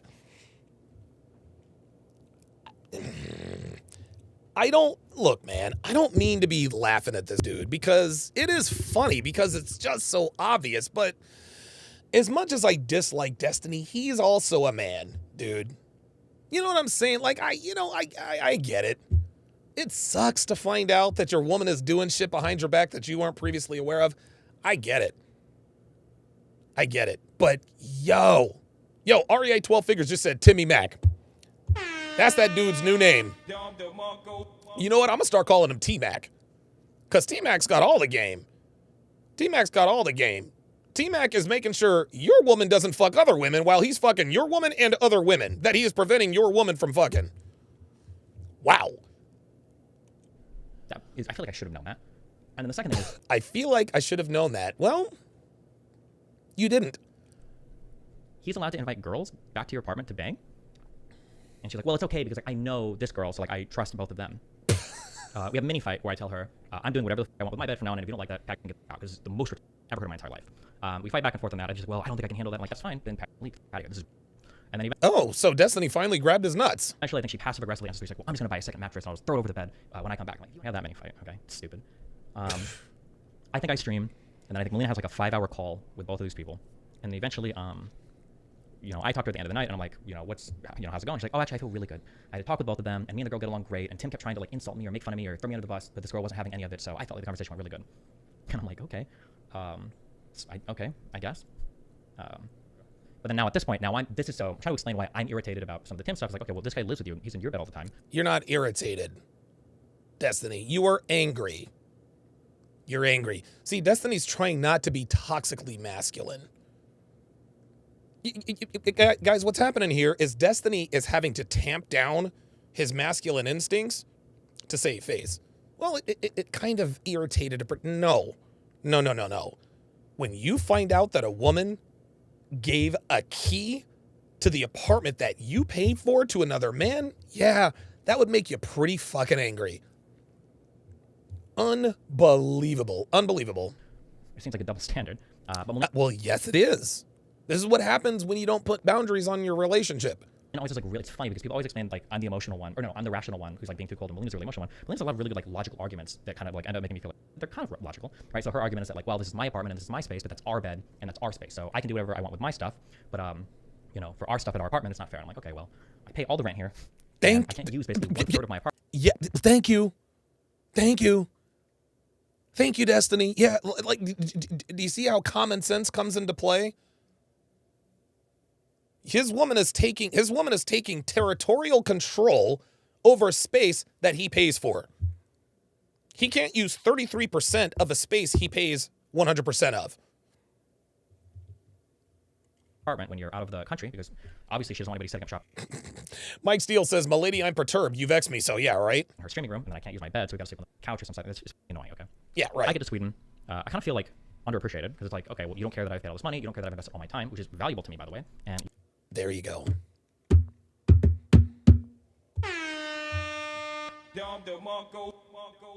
There it is. Once a woman decides she's done with you, she doesn't give a damn what you've done for her. Let me repeat that. Once a woman is done with you, she doesn't give a damn what you've done for her. Man, it literally does not matter. They don't care. This is how cold women are. Of course you feel underappreciated. He got to Sweden and thought that he would get good treatment for having paid for her plane ticket, probably flew her back first class. He clearly paid for all of her shit to get shipped back there, paying for her apartment. Yet when he gets there, he feels underappreciated. Like none of it mattered. No, yeah, none of it does matter. Destiny, because when a woman doesn't have respect for you, she doesn't respect what you do for her. You don't care, you know, that I've used my relatively unique skill set to find you people and help you, blah, blah, blah. It seems like all you want is like some random guy to just be near you, like worshiping. Oh. Well, there he is now admitting that he did help her out. You guys hear that? I kind of feel like underappreciated because it's like, okay, well, you don't care that I've paid all this money. You don't care that I've invested all my time, which is valuable to me, by the way. Right. And you don't care, you know, that I've used my relatively unique skill set to find you people and help you, blah, blah, blah. There it is. See? You see how he's staying away from saying, hey, man, like, I put you on, bitch. Destiny put Molina on, guys. He put her on. And she is now literally biting the hand that feeds her. Surprise, surprise. Emmanuel Christian, welcome to Chat Privileges. Appreciate that. Justin Consciousness member for 2 months. Says, Happy New Year, men of value. Thanks, Donovan. Absolutely appreciate that very, very much. Guys, make sure you @ Emmanuel Christian to welcome him to the TSR family. If you would, Emmanuel, put your age and location in the chat. And as is customary of all of the very first channel memberships, please put your age and location in the chat. People ask me all the time, Donovan, how do we find men who are like-minded to hang out with? Well, one small way I try to facilitate this is by doing the chat-wide age and location check. You never know. I mean, listen, man, we've got almost 300 people watching. You know, the more people are watching, the better the odds that somebody who's watching might be in your vicinity. So just put your age and location in the chat and make sure we all welcome Emmanuel to the family. Well, it seems like all you want is like some random guy to just be near you, like worshiping you 18 hours a day. That's what it feels like. It's ironically, it's probably pretty close to the truth. 24 hours whatever. a day. We have a really big fight the first night that I'm there. over relationship stuff, basically. We kind of chill on that, and then the second day we have her court stuff. I go to the court with her, okay? Thank God I got my Vyvanse. I sit through a 5-hour trial in pure Swedish. I don't know if I'm on the recordings or not, if you can see the bench, but I'm back there with my Secret of Father Brown book reading. I have a 5-hour Swedish court trial thing. But it actually goes really well. How would you know if you didn't speak Swedish, dude? Surprisingly so. Like, so well that the... I think they end up at the end asking if she can get her passport back early, because she'd been revoked her passport, I think, a couple months earlier. So we leave. Trial's good. We go back to the apartment. Melina engages in a ton of really shitty behavior at this point, between me and Tim and her. Now there's shitty behavior there. That's because, well, she has alpha fucks and beta bucks at the same time. Dive into all of that. We'll just say it was pretty unbelievable. And then... Pretty unbelievable. Yeah. No, pretty believable to us, unbelievable to people like you. Destiny thought it wouldn't happen to him. He thought it wouldn't happen to him. Oh, our relationship is so enlightened. You people don't know what you're talking about. You aren't evolved enough. And even after all of this dude is still going to sit here and say, I'm going to look for a poly relationship. A few days later, it comes to be that she's supposed to go to the courthouse because they approved her getting her passport back and she's going to get it back. I don't think this Tim guy's going to be okay with you going back to America. Keep in mind that up to this point, I didn't have any problems with Tim guy at all. I thought he was... Uh-oh. So she gets her passport back, which means she can go back to America. I wonder if Tim has anything to do with that. Kind of like I wonder what Tim said. Cringy, but compared to me, everybody's clinging cringy. I'm sorry to be cringy. It's fine. I don't have any ill will towards the Tim guy. When Melina talks to personal people, and if you're a streamer or if Melina listening to this, she'll always say like, "Oh, Steven was always jealous of Tim." That's not true at all. I even said as much. I've got tons of vlogs. I'm like, "Oh, it's cool. You've got somebody to hang out with, and you don't feel." No, Steven, bruh. Just because you said that you were cool with it doesn't mean you were cool with it. Melina's not dumb, man. Melina's not stupid. She could feel the jealousy. Fam, of course you were jealous. Of course you had a problem with Tim. Lonely, blah, blah, blah. This dude is, come on, like, dude, it is very, very difficult to help anyone who just can't admit, yeah, this fucking bothers me. Kyle 2020 says Tim is now a passport bro. No, Tim is now a passport pro. He's out here taking bitches from other people. I was like, that's cool. Because then I can stream and focus on my... She's got to do. Works for me. However, I did know, or at least at the time I felt like I knew that like there's no way that somebody that's like this clingy, you guys have been glued to each other for 2 months straight, every single night together. There's no way he's going to be okay with going back to America. And she's like, no, Tim is poly, he's open, like everything's cool, trust me, he's like the coolest guy ever, he's so supportive, he's so awesome, blah, blah, blah, blah, blah. Oh. I'm like, okay, we'll see. Okay. So the day of the her passport coming back comes. I think I'm like streaming. I'm hanging out at the apartment. Melina comes back from the courthouse to get her stuff. She comes into the apartment, and she's super stressed. And I already know, okay, because it's not even that I can read the future. It's that I am an empath. I already know what's happening, okay? I cannot. It's not that I can read the future. It's that I'm an empath. No, Destiny. You ain't that smart. You used common sense to predict this. You sat here and told us the rationale of what you think is about to happen. Of course she's stressed.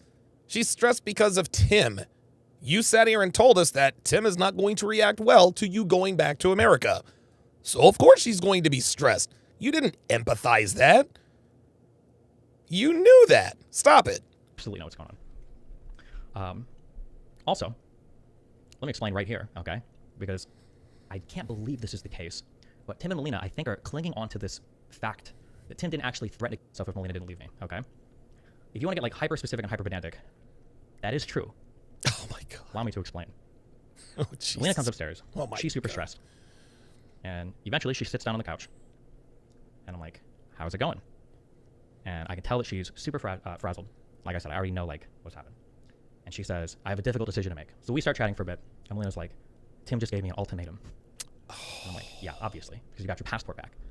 Obviously, he said he's been cool with everything up till now, but it's because you didn't have your passport. So he can obviously say these cool things, but as long as you're like locked in Sweden, it doesn't really matter what he says. He knows you're not going anywhere, right? So Melina tells me, I was outside. We were walking back to the apartment after I got my passport back. This was in Sweden, yeah. We were walking back to my apartment after I got my passport back, and Tim gave me an ultimatum right outside my apartment on the street.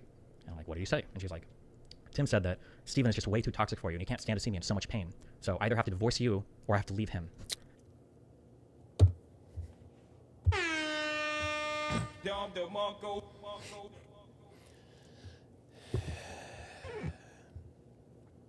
Destiny, my friend.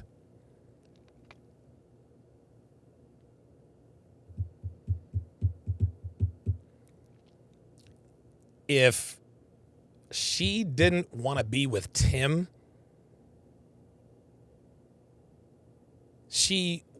it would not be a difficult a difficult decision. The fact that she admitted to you that this is a difficult decision for her to make shows us that she values him more than she values you. The fact that she's even thinking about this means that she's probably already made her decision. Clearly, she made her decision because guess why? She's still in Sweden, y'all. She's still in Sweden, probably talking to a lawyer. This man told her, if you go back to America, you can forget about me. Now, Molina has said on numerous pods, she said this on the Whatever podcast, and then she also said this on the Sosnick Live. She's been on Sosnick a few times. But she says, if you give me an ultimatum, that's a turnoff. Ask any girl, if you give me an ultimatum, if you tell me, well, if you do X, Y, and Z, then I'm out, then I'm just gone. Yet, here Molina is considering an ultimatum. The very thing she said would turn her off. There you go. This is already a problem, dude. The fact that she's telling you about this means that she has already made her decision.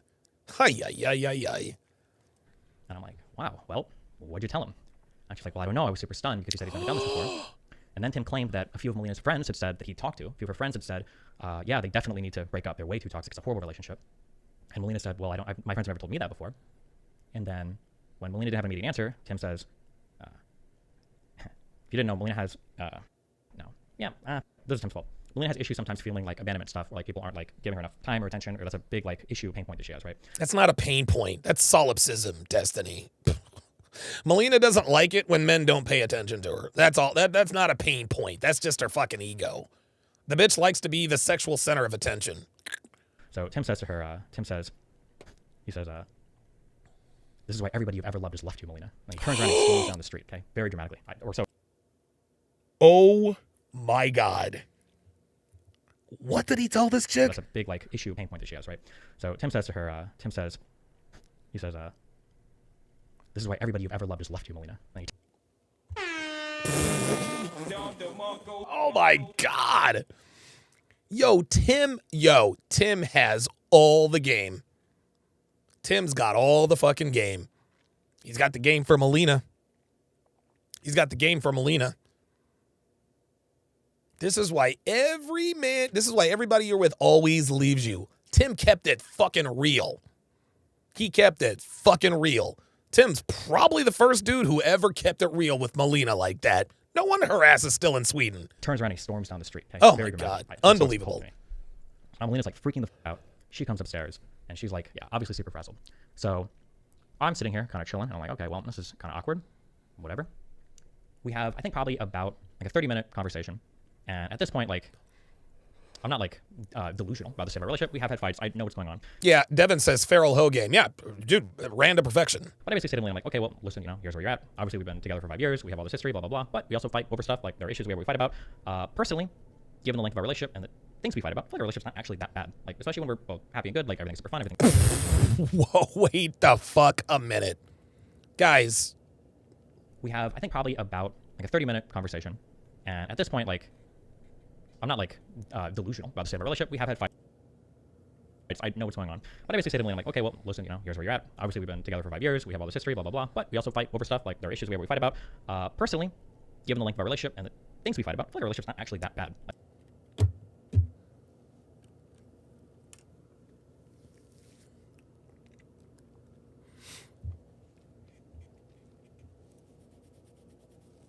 Did this man just say that despite the fact that his wife, who is fucking another man in an apartment that he pays for, who gave her an ultimatum, who then later asked him for $100,000, did this man actually sit here and say, yeah, despite all of the, turmoil, I think we have a pretty good relationship? Guys, this man is in denial. This man... Guys, this man is trying to save face, dude. He's trying to save face. I think Stephen Bonnell is well aware of everything that is happening. He is well aware of everything that is happening. He knows what he thinks. Right now, Stephen Bonnell is lying to you guys. He's lying to everybody. He's acting like, oh, it's not a big deal. I'm just a little bit aggravated. I'm a little bit perturbed. No, this man is angry and hurt. But he doesn't want to admit that he's angry and hurt. This dude talks about cope all the time, but this is... Guys, I don't think I've ever seen cope like this. I don't think I've ever seen cope like this, man. Unbelievable. All right, guys, on the other side of the break, I'm going to talk to Devon about this whole destiny situation. Don't go anywhere, guys. We're back in less than 2 minutes. Okay, so you're either a virgin, don't have much experience with women, or you haven't gotten any action in a while. Come on, man, pick your head up. There you go. Listen, this is nothing to be ashamed of because we've all been there. And I totally get it if you've completely given up on dating, as modern women are all but impossible to deal with. But I know you want a relationship with a woman who loves, trusts, and respects you. We all do, whether we admit it or not. So before you decide to swear off dating forever, I strongly encourage you to get on the waiting list for the most unique, actionable dating and relationship course that has never, and I mean never, been done this way before. If ever you are going to give dating and relationships one last try, this is your best opportunity. Go to tsracademy.com/new and sign up to be notified the moment this life-changing course is released. Okay, so you are one of the fortunate few who's actually had some success in this dating market. You're in good shape, you're financially stable, and you've got plenty of experience with women. Like most men in your position, you've had a mixed bag of experiences with women. You've had some good relationships, some not so much. You've had some hookups, one-night stands, situationships. You've had them all. However, that one great relationship has always eluded you, and you have no idea why. Could it be the lack of quality women here in the West? Is it the toxic Western culture? Or could it be that you're missing the one element that will change your relationships with women forever? On February 29th, you will learn what this key element is and how to use it when I release the relationship guide that will quite literally fill in all the gaps that have escaped you in the past. Go to tsracademy.com/new to learn more. Link in description or bio. So you've been in a relationship for a little while, and so far, things are going pretty good. You like her, she likes you, you two have fun together, it's a great time. But she's starting to change a little. The bedroom fun has slowed down, she's not quite as responsive as she used to be, and she's paying more and more attention to her phone. Now, you don't want to dump her, but you don't want her to continue trending in this direction. So how do you get her back in line?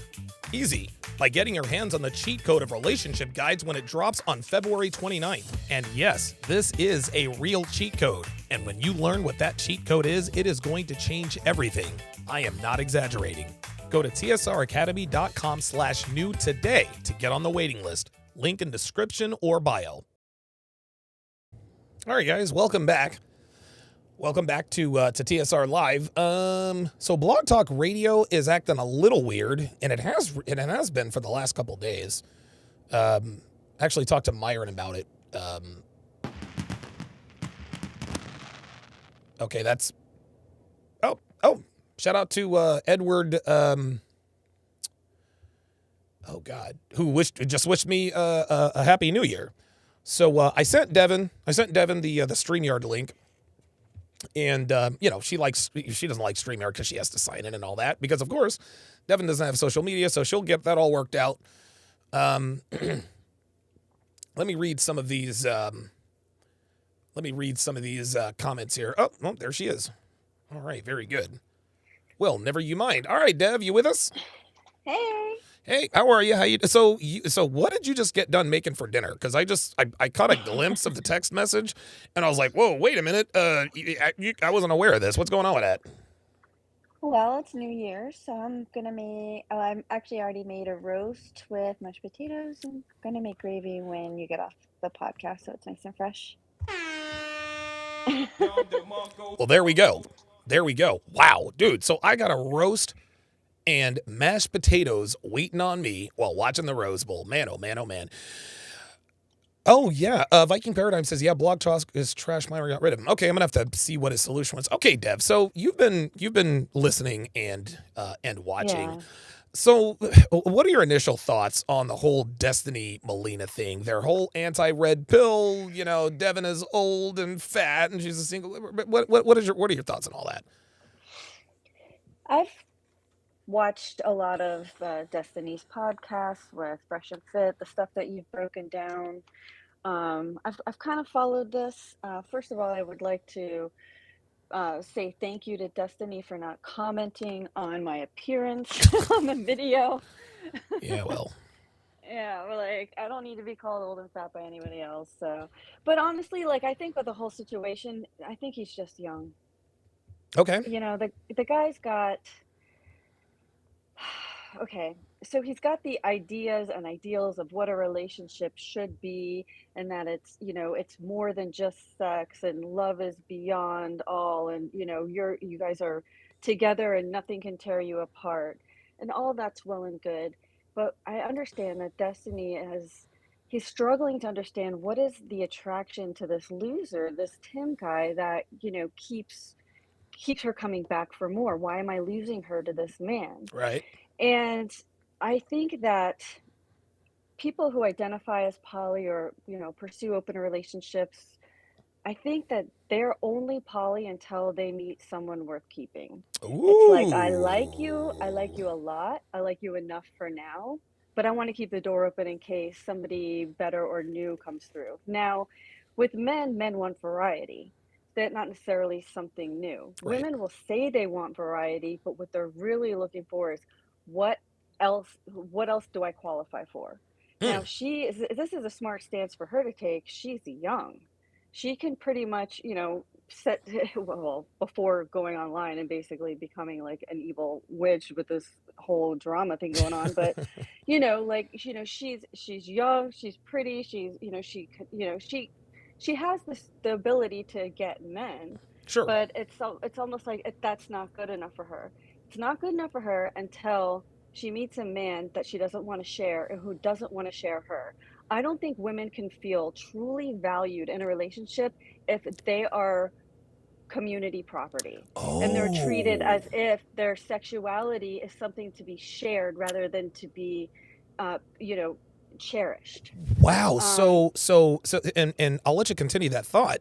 So it is and this is just, you can let me know if this is not what you're saying, but it sounds like you're saying one of the draws to, because you heard Destiny in the piece talk about why he's clingy, he worships her, he's this and that and the third, and that's a little bit extreme. But one thing that Tim has made clear is that he wants Melina all to himself, and because he wants her all to himself, that means more to Melina, because he's like, okay, I want you all to myself. I like or love you enough to the point where I'm not willing to share you with anybody else. Whereas Destiny loves her, but he is willing to share her with other people.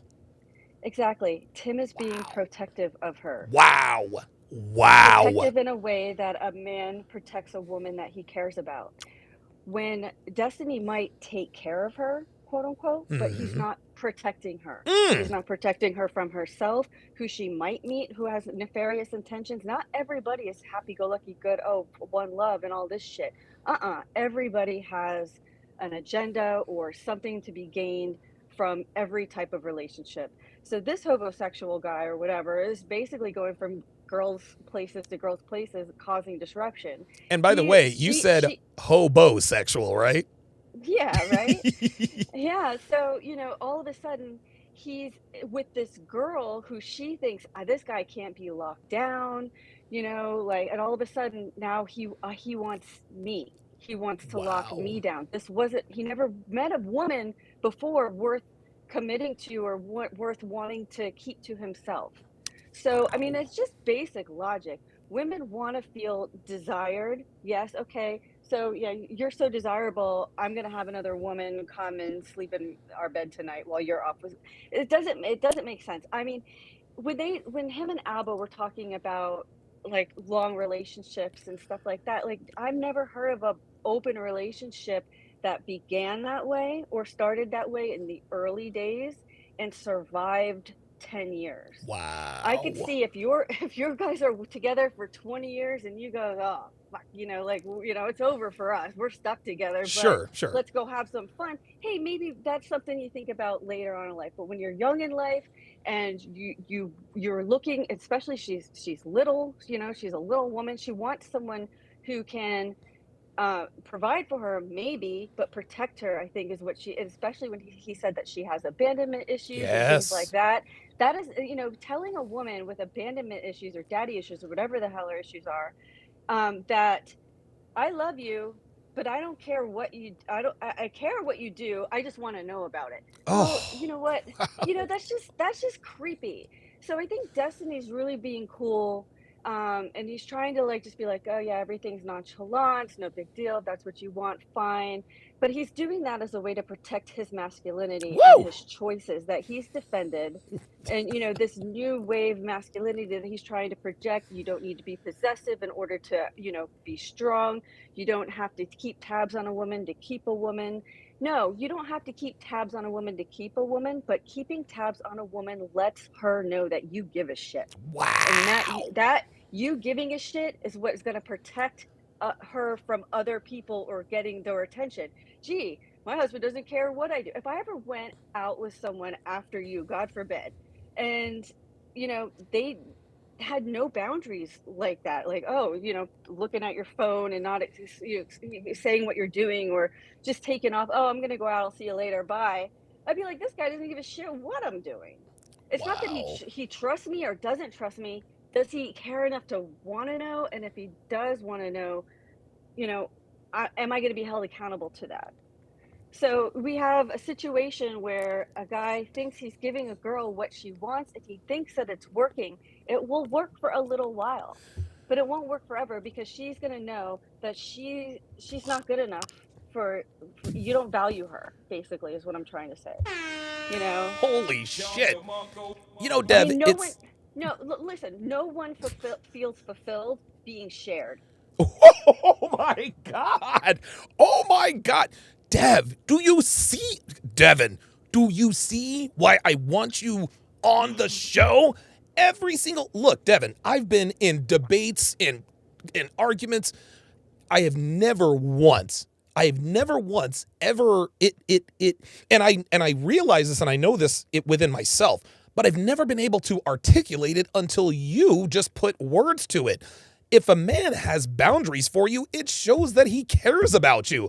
If a man says, "Well, look, I'm progressive and I'm this and I'm that," my woman, I don't care if my woman goes out to the club. If you don't have trust, you don't have anything. No. Those are men who don't really care about you. You think about it like this, Dev. If you had, if a man had a car, he really like my Shelby Cobra, which I'm gonna have delivered late in the summertime. Do you think I'm gonna let anybody drive that car? No. You better believe I'm putting a GPS. I'm gonna put about 3 Apple tags in that. And the reason and the reason why I'm going to do all these things is because I care about my car. I'm investing north of $125,000 into this vehicle, and so I'm going to take care of it. So if a man is going to invest his time, his energy, his emotion, his money, all of these things into a woman, you're goddamn right he's going to have boundaries, because if a man doesn't have boundaries on his woman, just like you said, it just means that he doesn't care about his woman as much as he says he does. Right. And to prove your point, it doesn't have to be $100,000 car that you want to be protected of. Sure. I don't care if it's my old Honda in the driveway. I still point a camera at it to keep an eye on things because I want to know if anyone's effing with my stuff. And, what belongs to you, you're proud of it. Right. You take possession of you. And Destiny he probably does love her so much. He Probably shows does. her off to the world. Yes. He takes her, he introduces her to, he gives her a voice because and that's his way of showing I trust you. Okay. But now that they're in this breakup, he's covering for her because by covering for her, it doesn't make by not making her look bad, it makes him look better. Because to disparage her would basically say, okay, I've made mistakes. I missed the signs. I ignored this or that. you know, but for her to disparage him, it makes her look squeaky clean. It makes her look wonderful. You know, Wow. like, okay, well, you know, if he loved me so much, how come he didn't care that I've sucked 67 dicks in the last, you know, 2 years? You know, like, does it mean nothing to him? And I guarantee you, she's not cooking and cleaning and taking care Of of course him not. and adding to his life Of course not. in more ways than just possibly bringing in girls that Destiny can have fun with later. Like, so I'm sure that there is a mutual, like, Destiny wasn't totally getting screwed. He was doing this because he was getting something out of it. Of course. Of course. You know? Yeah. But unfortunately, it's at a too steep of a price for he should have just be single and, you know, don't get, you know, you make fun of, you know, us getting married informally, but you don't really, you have like in value, I don't know. Take your Sorry, time. this is why I don't like going on because I just kind of. Hey, look. No. That is. I think what you were probably trying to say is, yeah, he made fun of our private marriage, but I think what you have shown and illustrated is that I care about you a hell of a lot more than he says he cares about Melina. Because if and here's the thing, Dev.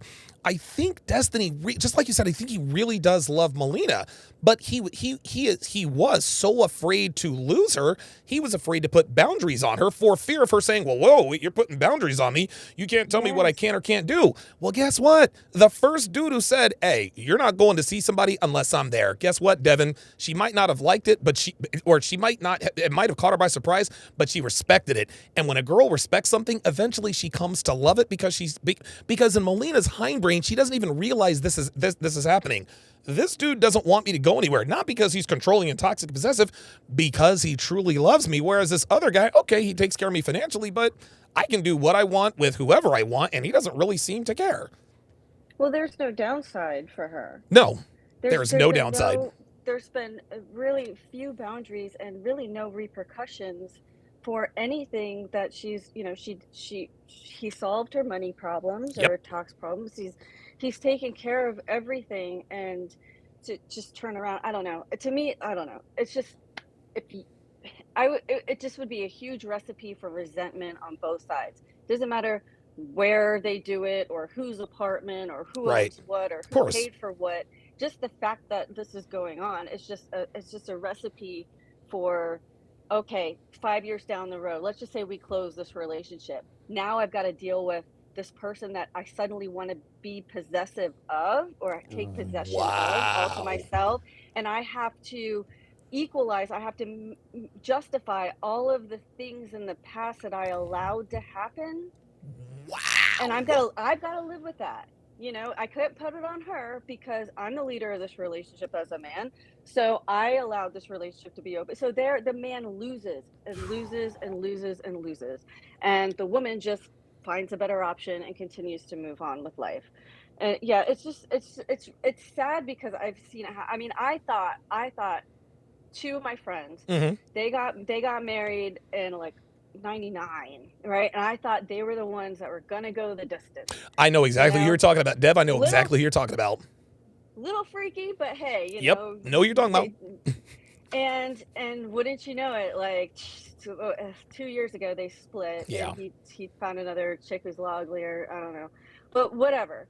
You know, whatever makes you happy, that's fine. But dude, like I thought they would be the ones who made it. You know, because I've never known a couple to last that long who've been up to those types of things, unless it was something they decided to try later in life for fun or something like that. Sure. But you know, we're talking about you have a solid foundation to build on. You can't build a relationship based on other people's bodily fluids. It's just gross. It's not going to happen. Oh God. It's a like I said, it's a slippery slope, right? That's why I had to Jesus Christ.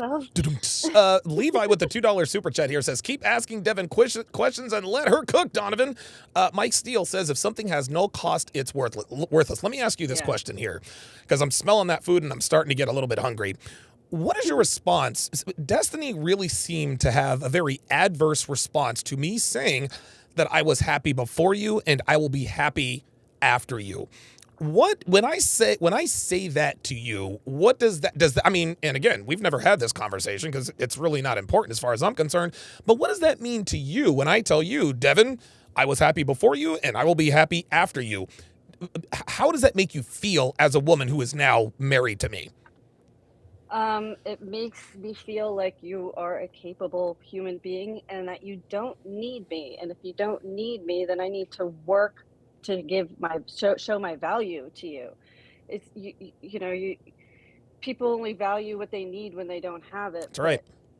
But like I want you. I don't want you to need me. I want you to want me. Right. Right? Right. And there's a big difference there. When you start considering, okay, like I'm in this relationship now, can I afford to leave this or you start analyzing your life Yeah. situation Yeah. in order Yeah. to have a different outcome, Right. boom, you're already out. Like it's over. It's over. So I don't know. That's something I really hope to accomplish, like with our new course that we're dropping next month, Oh, yes. is that, hey, here's how to avoid getting to that point. And while like when Tim, set some boundaries and Melina pushed back, and who did she complain to? She complained to Destiny. Wow. Right? Yep, she And did. Destiny is like, oh my God, I would never, that guy must be crazy and all this stuff. And he sees her positively responding to this and it blows his mind. It's literally what you guys have been talking about. And yes, it sounds controlling and yes, it might sound bad, but it works and it's effective and it's true. Like the proof is in the pudding. So if he's like, oh, well, I think the only reason why he kind of put his hand over his face when you said, I could live with you or live without you, Mhm. was because I think that he's a romantic. And in Well, a moment of course he where is. that you are giving each other, you want to say things that are maybe nice or lovely or, in a way where he's like, oh, great, this guy's got to just bring the red pill, be the asshole in the middle of this, what would be a nice moment. Right. And to me, I know what you're saying when you say that. Right.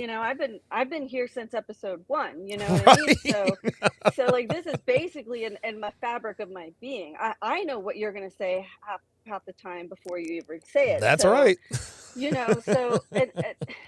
So I understand what you're saying when you say that. Just like when I started out and I said, hey, every day we wake up with a decision to be together. Yes. And I know the rent is due every single day. You can't take yesterday or tomorrow for granted. You've got to continue to do the work in order to be a person that somebody else wants to love. Wow, you are dropping some fucking knowledge. Jesus Christ. Last question here. You know that women like Molina, there's no fixing her, okay? I would love to ask you, Sure, there is. Okay, enlighten me. How old is she now? 25? Yeah, give her 15, maybe 20 years. She'll wake up. Yeah, but in the meantime, she's going to leave scorched earth behind her. There you go. Broken men. Yep, that's right. And she will be broken because at that point, she'll be 40 years old. She won't be nearly as attractive as she is now, which means she's going to have to comply. So just because she complies doesn't mean she gets it. Women comply as a matter of necessity, especially women like her. So we know, listen, and of course we talk about that tongue in cheek. What would you advise what advice would you give Destiny? Because you heard him say, hey, if I have another relationship, it's going to be a poly relationship. What advice would you give Destiny and people and his fans who think that his way is the right way?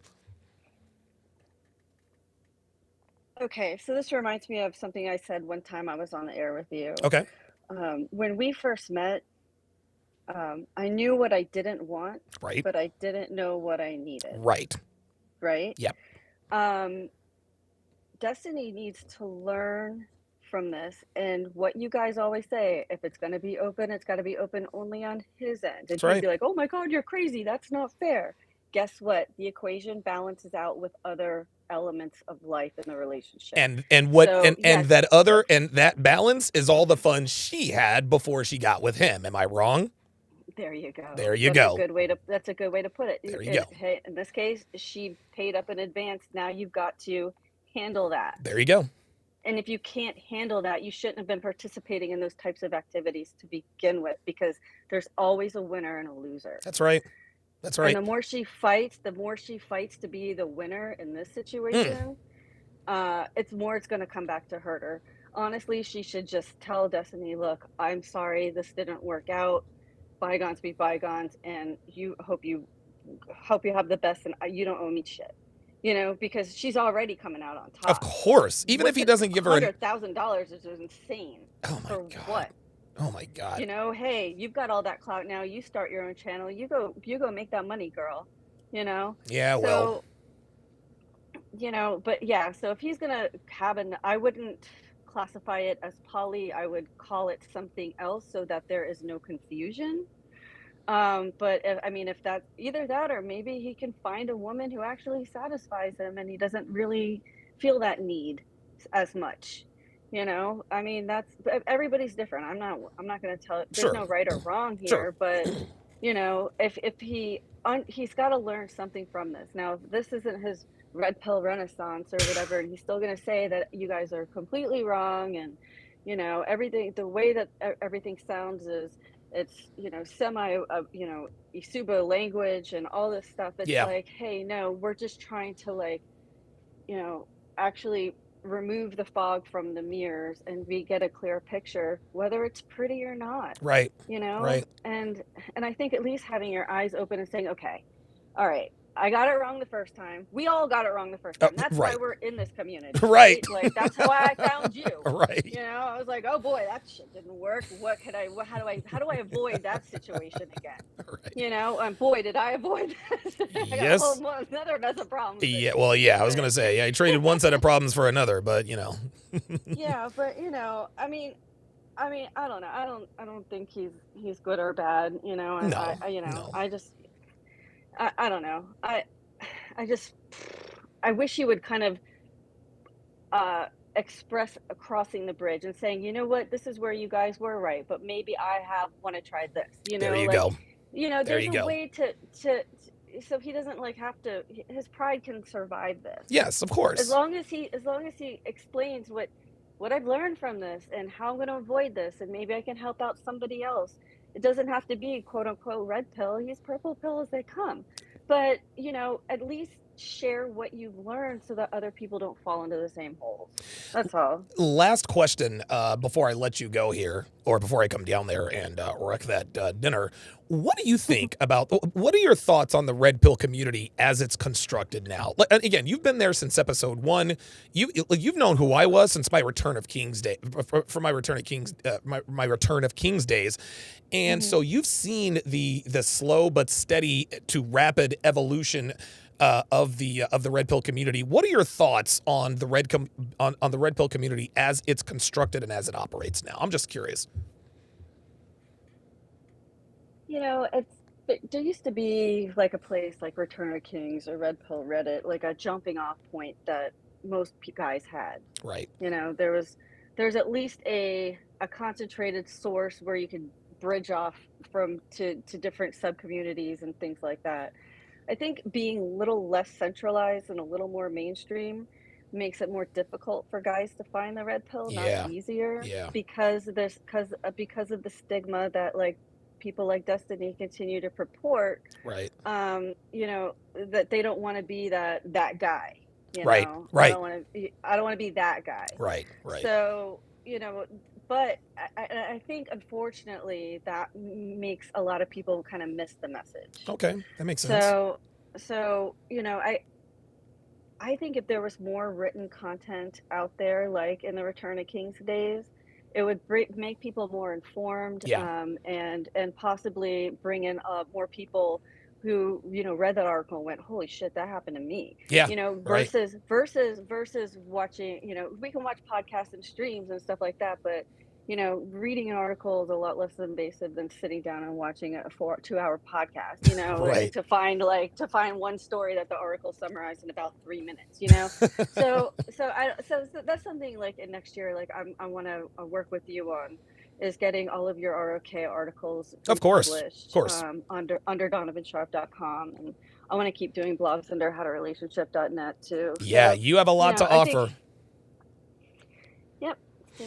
Listen, Dev, I appreciate you coming on and imparting your wisdom. Optimistic Realizer says your wife is very wise. Apollo says, I've had ladies tell me that they felt like I didn't care about them because I'm fine with them seeing other men as I see other women. Devon is spot on. Listen, man, you guys need to send me emails and messages letting me know you want more Devon. We want more Devon. People are tired of hearing my voice. We need more Devon. Babe, thank you very much. I love you, and I'll see you soon.